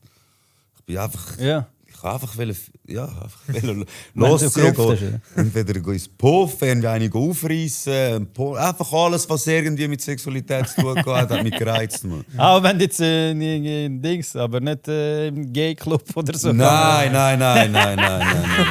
Schon. Ja, ich mache Spaß. Weil du hast gesagt, alles mit Sexualität. Nein, schon richtig Frauen. Jawohl, wir distanzieren uns. Und Heteromänner da, ja. Warte, jetzt habe ich voll den Faden verloren. Was soll ich sagen? Sexuelle Aktivität, dass es alles gepusht hat. Ja, dass du alles mit dem Ich ab und zu sogar wie so Momente eigentlich gehabt. Also ich habe gar nicht mehr Lust zum Bangen gehabt, ohne das Kokain im Spiel war. Man, so das habe ich gerade sagen. Ich habe die Möglichkeit gesehen zum Bangen. Ich habe gedacht, hey, aber wo ist das Koks, Alter? Ja. Aber wo ist das Koks? Aber wo ist das Koks, Mann? Hast du irgendeine normale Freundin? Wir können da Bein aufmachen, aber hey, wo ist das Koks, Mann? Das ist doch nicht mehr schön, das ist doch nicht normal.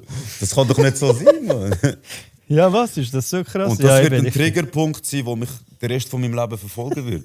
Weil ich meine, ich kann aufhören, mich mit Leuten abzugeben, die konsumieren. Aber ich höre doch nicht auf, mich sexuell aktiv zu sein. Man. Ich will ja kein Mönch werden. Man. Aber schau, es geht im Fall. Weil das war mein grösster Triggerpunkt, wo ich klein geworden bin. Das war die Sexualität. Ich war am Arbeiten zum Beispiel. Und dann auf einmal ist mir ein Gedanke gekommen, boah, jetzt hole ich Escort und hole einen Fünfer und fixe einfach 5 Stunden. Einfach so aus dem Nichts ist mir der Gedanke gekommen. Ich so, woher kommt der Gedanke? Und das Problem ist, die Sexualität wird ja extrem, also der Libido wird extrem gesteigert durch das Kokain und du koppelst das dann miteinander. Kokain, Dopamin, Sexualität, Dopamin.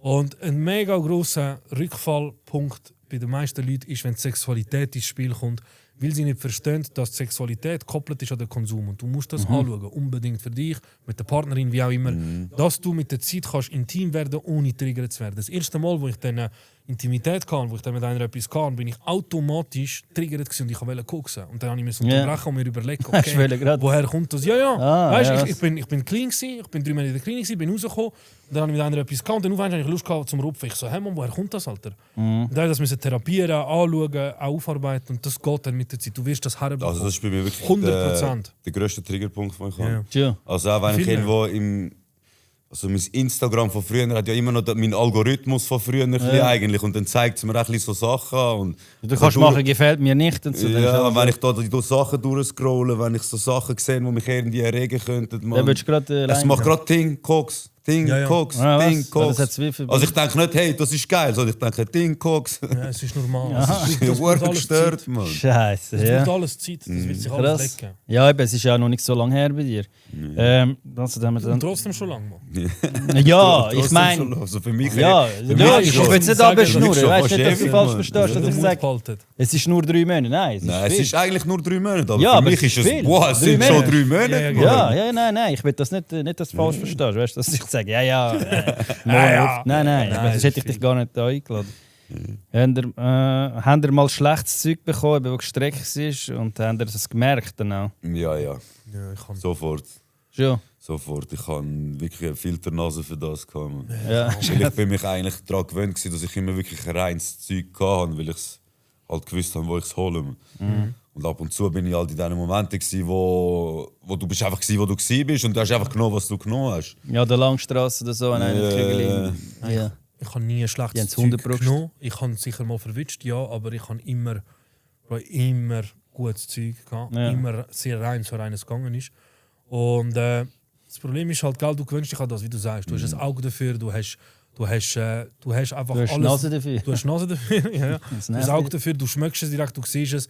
Aber mit den Leuten, die ich auch verkehrt habe, haben dann noch immer gutes Zeug gehabt, nie etwas gestreckt. Und wenn es mal dazu kam, dass das Zeug vielleicht nicht so gut war, dann habe ich es nicht genommen. Ich habe glaube voll gestreckt. Ich habe da keinen Halt davor gemacht. Also, weißt du, wenn ich gutes Zeug kann, ich habe es genommen. Aber es hat die Momente gegeben, dann hat es einfach gehabt, was es gehabt hat. Ja, das habe ich auch schon mal gehabt. Und dann habe ich einfach genommen, was mir vor... Größe in der Schublade und so. Natürlich, voll. Also ich habe mal eine Phase gehabt, einen Monat, wo ich das erste Mal aus der Klinik rausgekommen bin, im 2021, dort, vom ersten Klinikaufenthalt.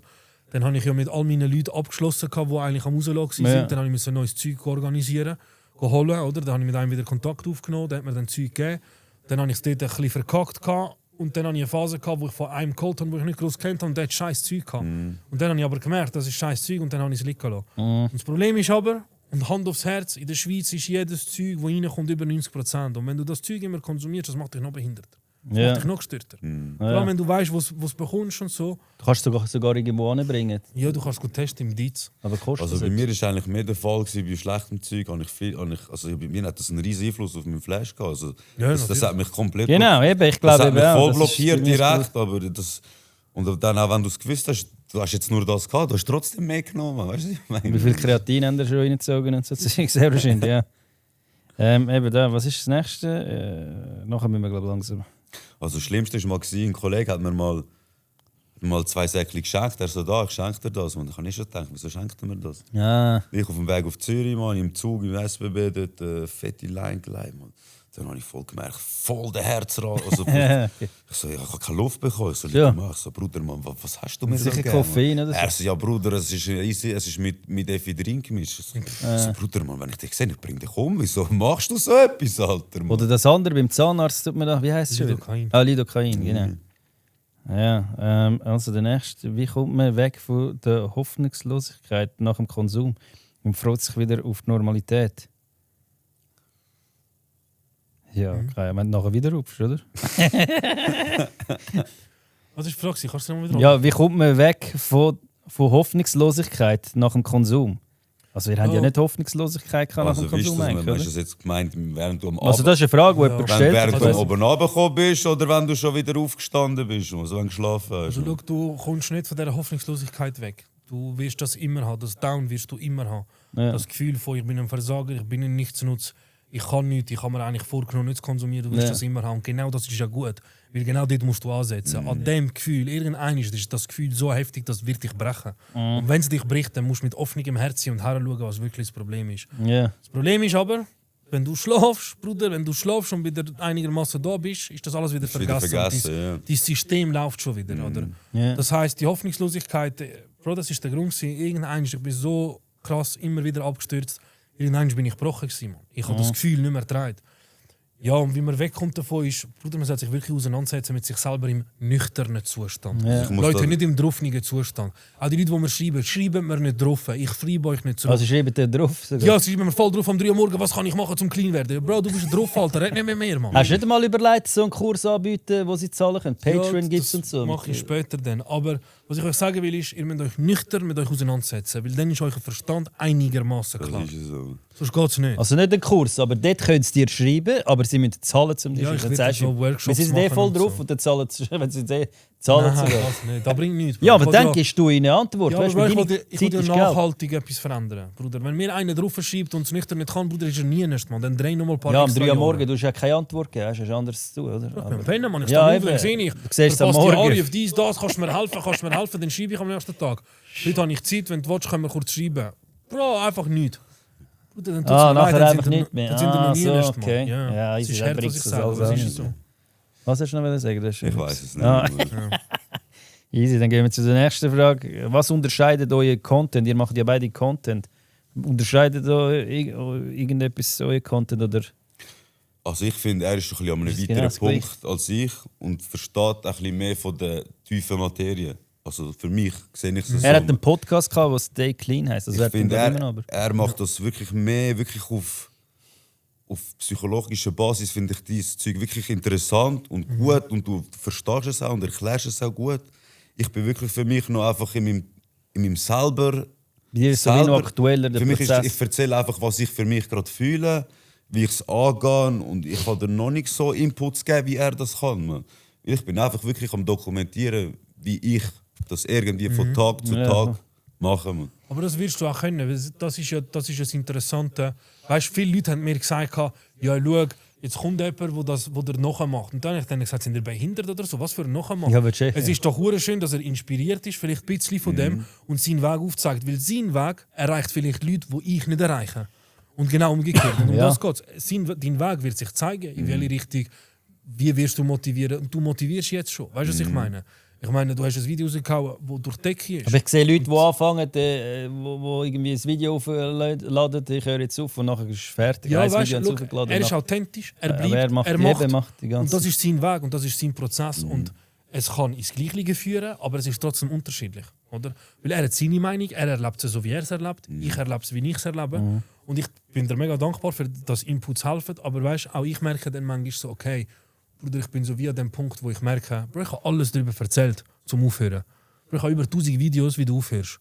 So, der Content muss sich auch verändern, ist das Thema. Genau, da ist nämlich Das die merke ich, andere oder bei mir. Frage. Da hat nämlich, wenn man Content über das macht, oder über Koks, klebt das Thema nicht irgendwie immer auf einem. Also, du musst ja, bei mir klebt zum Beispiel immer der scheiß Grind, dass ich muss Leute rassistisch beleidigen muss. Die laufen, jetzt die Podcast-Ausschnitte laufen ein bisschen weniger. die Leute fühlen es nicht so, wie wenn ich einen rassistisch beleidige, die verbindet mich die ganze Zeit mit dem. Bei euch ist ja dann nur mit, sobald du würdest dann irgendwann nicht mehr, irgendwann hast du ja dann 3-4 Jahre aufgehört, seit du den Content machst und dann musst du irgendwann einen anderen Content, also musst nicht, aber Also, Bro, bei mir ist es hast du so. überhaupt vor, dann irgendwie... Der Content ist bei mir ganz klar das Mittel zum Zweck. Also, der Content ist jetzt mittlerweile ein Mittel zum Zweck. Ich mache den Psychosozialberater nebenbei. Da kann ich selbstständig sein, ich kann beraten, ich kann 1:1 Coachings geben. Mein Ziel ist dann, präventiv etwas zu bewegen, aber nicht nur auf Sucht, sondern allgemein Persönlichkeitsentwicklung, all das, was dazugehört. Aber machst du schon dort ein bisschen die Richtung? Noch zuerst nicht, einmal muss ich mich persönlich weiterentwickeln. Ja, Zuerst einmal muss ich mich ja komplett lösen von dieser Geschichte. Für das mache ich ja die Ausbildung, der Psychosozialberater mit dem Modell Energiearbeit, Logosynthese. Und gleichzeitig ist es halt ein Thema, das immer präsent wird bleiben. Oder? Das Thema wird immer präsent bleiben. Suchtverhalten wird immer bleiben. Weil Meinst du seit 10 Jahren oder so? Ja, weil die Leute sich verlieren in etwas, was sich einfacher anfühlt, als den Schmerz anzuschauen. Nein, ich meine, dass du in 10 Jahren immer noch wirst, sozusagen über Das weiß ich nicht. Aber was ich will machen, ist sicher etwas präventiv aufbauen, das ein Nutzen kann sein für jemanden, der ein Suchtproblem hat. Ja. Also weißt du, was ich meine? Aber ob das jetzt nur auf Sucht wird bleiben, ob das auf ein anderes Thema geht, weiß ich nicht. Ja. Aber was 100% Fakt ist, der Content kann sich nicht ständig jetzt nochmal ein Jahr und nochmal 2 Jahre über Koks drehen. Wie höre ich auf mit Koks, wie höre ich auf? Das ist die Oberfläche. Unten dran ist etwas anderes. Ja. Und das ist jetzt einfach, was ich für mich erkenne. Ich muss mich auch lösen von dieser Geschichte, oder? Weil zuerst identifizierst du dich als der Junkie, nachher identifizierst du dich als der Kleine, aber du bist ja mehr als das. Ja, du bist ja nicht für immer der Kleine. Ich habe 2, ja. Checkst, irgendwann ist das Thema durch. Ja, okay, du bist 5 Jahre klein. Ja, easy, Bruder, du bist klein. Und jetzt verstanden, ja. Weißt du, was ich meine? Oder? Und das ist eben das Spannende. Er wird das alles für sich noch mehr herausfinden können. Ja. Und ich Er bin muss an auch dem gar Punkt, noch nicht ändern. Das wird gar keinen genau, Sinn und ich bin machen. an dem Das Punkt, ist ja wo ich das, was langsam interessiert. merke, so, boah, Bruder, in welche Richtung geht das Ganze jetzt? Weil ich habe jetzt schon manchmal gar keinen Bock mehr Siehst du Kommentare zum manchmal Videos drehen. diesbezüglich? Ja. Unter den Videos. Ja, und ich meine, ich habe auch gar keinen Bock mehr manchmal. Bruder, manchmal brauche ich eine Stunde lang, bis ich Ich habe keinen Bock mehr auf die brauche ich eine Videos. Stunde lang, bis ich ein Video gedreht habe, weil ich fange an, dann fange ich das Video an und dann sage ich, ja, das habe ich schon erwähnt. Das habe ich schon erwähnt. Und jetzt probiere ich den Prozess zu zeigen, wie ich psychosozialer Berater werde. Ich probiere das Energietherapiemodell näher zu bringen. Eben, dort musst du ja zuerst etwas machen und dann Genau. das weitergeben. Wie bei mir fragen sie, Genau. mache ich über Geld Dings. Ja, wenn ich Millionär bin, mache ich über Geld Videos. Aber Ja, wenn ich genau. noch kein Millionär bin, soll das ein Das ist Millionär so bei machen. mir. Was will ich machen? Ich kann nicht, ich muss schauen, wie ich meine Rechnungen zahle. Ja. Und er ist jetzt voll drin, weißt du? Er ist jetzt voll in dem drin und das ist geil, Mann. Ich weiß, wie sich das ist. Und Also bei mir ist jetzt so mein Ziel, also ich habe jetzt mir einfach die 365 Tage vorgenommen. Ja. Ich will einfach in diesen 365 Tagen zeigen, hey, Also hast So. du einmal kein Video, jeden Tag durch ein Video posten? ich stehe jeden Morgen... Hast du bis jetzt jeden Tag? Also ich stehe jeden Morgen um 5 Uhr auf und dann drehe ich das Video, am 6 Uhr lade ich es auf. Jeden Tag. du Das bist ist das immer auch eine Routine, die ich mir für mich einfach wie als Struktur das habe ich gar nicht gecheckt, dass du das so reingebracht machst. habe. Nein, ich stehe wirklich jeden Morgen auf. Ich habe Vielleicht das bin ich früher am einfach Abend nur am auf vorher am denken, hey, ich erzähl morgen das. Aber ich stehe am Morgen auf und fühle mich komplett anders. Also es ist wirklich... Okay. Es ist Aha, einfach... ja, okay. was, Dann genau gar wie nicht. es ist. Es ist nicht einstrukturiert, Das ist eingeplant. dann wie Vielleicht Routine. ein bisschen etwas, hey, look, vielleicht die Woche werde ich ein bisschen über das erzählen. Aber dann kann ich ja morgen aufstehen und sagen, nein, ich fühle mich gar nicht danach. Ich finde gestern... Das ist einfach das, was du gerade... Es ist wirklich einfach, wie ich mich fühle, okay. was abgeht. Ja, gar nicht. Einfach offen und ehrlich, wirklich ohne Filter, Mann. Ja, geil. geil. Und ich wollte jetzt einfach die 365 Tage erreichen und nachher habe ich mir eigentlich gar keine Vorstellung davon, ob ich weiter Content machen werde. Weil in erster Linie mache ich das wirklich für mich eigentlich, Mann. Um ich selber sauber zu werden, Mann. Und wenn ich alles, was dazukommt, ist für mich ein Extra. Wenn ich dann mit noch anderen Leuten helfen kann, sich andere inspirieren. Also, wir haben auch Leute geschrieben, so, hey, ich habe wegen dir mit dem Entzug aufgehört. Wir sind ja beide in den Medien schon gelandet und Ja, so. und zwischendurch denke ich mir, hey, hure nice, Mann, aber hey, ich bin ja auch noch nicht über den Berg, Mann. Aber hey, es freut mich, dass ich dich so auf den gleichen Weg motivieren kann. So, Mann. Aber das ist das, was es braucht. Es geht genau um das. Es geht um Zugehörigkeit, es geht um ein Miteinander, es geht um eine Community, es geht darum zu verstehen, Bruder, clean sein ist das Einzige, was dich im Leben weiterbringt, um überhaupt irgendetwas zu reissen, wenn du Suchtprobleme hast. Und das macht er und er zeigt das. Darum sage ich, er zeigt auch jetzt an Leute etwas, wo ich vielleicht nicht kann auf seine, also weißt, auf eine Art, wie ich es vielleicht nicht herbringen will. Ich bin jetzt schon so auch abgestumpft von dem. Bro, wenn mir Leute schreiben, was kann ich machen zum Aufhören, dann denke ich, Bruder, bevor du mir schreibst, schau doch zuerst mein Profil an. Verschwend doch meine Zeit nicht. Ja, und eigentlich ist bei das, mir so weißt, und schlimm. eigentlich ist es voll asozial, weil eigentlich will der oder die ja nur Hilfe. Aber ich bin so wie schon Aber abgestumpft. du hast deine Hilfe eigentlich schon vorgezeigt. Genau. Also, wenn er wirklich Hilfe will, Genau. kann er sich dort ein Genau. bisschen Infos holen. Und es ist 100%. Die schauen nur ein Video und schreiben Ja. dir dann, die schauen nicht. Und bei es mir. ist eben schön, es wird sich zeigen, in welche Richtung das bei dir geht. Und genauso ist es auch bei mir. Yeah. Ich werde jetzt herausfinden, wo es hergeht. Klar, ich gehe jetzt ab und zu in die Schule, ich mache das, ich mache dies, aber der grösste Fokus ist für mich die Ausbildung momentan. Ja. Ausbildung, arbeiten, machen. Wenn du in die Schule gehst, also wegen Suchtprävention, zahlen die dir etwas? Ja, natürlich. Bro. Wie viel? Kommt drauf an, oder? Also, du musst nicht sagen, aber ich frage mich da, tun wir immer Zahlen droppen, aber wenn jemand sie nicht will droppen... Bro, pro Stunde. Okay, ja, geil. Genau. Du musst aber nicht, das ist Jetzt eigentlich habe ich schon noch wieder sagen. Du kannst es auch nachher noch schneiden. Nein, ist schon gut, lasst okay. 2 Lappen pro Stunde. Aber weißt, es ist etwas, was ich kurz erwähnen will. Oder wie er merkt, dass er vielleicht noch nicht über den Berg ist, merke ich selber in meinem Prozess, ich bin noch nicht dort, wo ich her will, um das zu machen, was ich eigentlich will machen. Und das heisst, ich muss mich jetzt erst fokussieren bei mir. Und wenn ich ständig nur im Content bin, ständig nur bei anderen bin, ständig nur am Helfen bin, dann verliere ich mich in dem Ganzen. Und das habe ich eine Zeit lang. Darum weißt, ist wenn es du Videos anschaust, merkst du das. Eine Eine Zeit lang ist es nur noch um das gegangen. Und jetzt geht es eigentlich darum, bei mir zu sein, schauen, was bei mir läuft. Und nachher, ich mache den Bogen und dann später gehe ich wieder präventiv rein von einem anderen Level. Ja. Und das ist so, jeder Prozess ist unterschiedlich, oder? Eben, das schaut einfach ihre Videos an, anstatt ihnen Weißt du, was privat ich zu meine? schreiben. Sie haben so viele Videos gemacht, die helfen eigentlich. Die sind ja alle noch gepostet. Ja, schaut bei ihm, schaut bei mir, schaut einfach rein, es hilft. Ja, genau. Das folge ich nicht mehr. Wie heisst es dort? TikTok bist du aktiver, gell? Ja, voll. Mese 5-1 oder M Goes Clean 5-1. Das könnt ihr bei TikTok eingeben und bei ihm Raul Marugan. Er tut das auch auf Instagram und auf TikTok aufladen. Und mein Podcast kommt bald wieder. Stay Clean heisst er. Genau. Und nicht Stay High. Völlig Und wir machen eine Folge mit dem Messe. Habt ihr noch einen Abschlussdings, könnt ihr noch sagen, wenn ihr noch etwas willst sagen an den Leuten? Du musst, glaube ich, die Cam schauen. Willst du soll ich zuerst? Kannst du noch heimbringen. Was muss ich noch im Abschluss? Wenn du etwas noch willst sagen für die Leute, die schauen, für die Community und so, oder fangen da rupfen oder hören auf. Was? Kann ich nicht gross sagen, Mann. Folgen mir auf TikTok, bringen Folgen mir heim. auf TikTok, Mese 5-1, M Goes Clean. Und ja, Bringen heim. bringen heim. Ich kann noch etwas sagen. Für jede Person, die das schaut und merkt, dass er ein Problem hat, es gibt Hoffnung, es gibt einen Weg. Du musst aber bereit sein, etwas dafür zu machen. Schau bei Mese vorbei, schau bei mir vorbei, pack dir das raus, was dir hilft. Aber du musst durch den Schmerz. Veränderung ist nicht einfach. Du musst irgendwo ansetzen. Schritt für Schritt, Tag für Tag. Wenn du siehst, dass dir das helfen kann, was der Mese macht, das, was ich mache, macht der Struktur, hinterfragt dich, gang rein, das Ganze. Aber verlier dich nicht in dieser Scheiße, weil jeder Mensch ist mehr wert als das. Du hast Potenzial zum Entfalten, dann entfalt es. Lern dich kennen. Das ist das Einzige, was ich den Leuten sagen will. Wenn euch, das schöne Wort zum Schluss, wenn euch der Podcast gefallen hat, dann liket das Video, kommentiert es. Und ja, bringt den heim. Schönen Abend.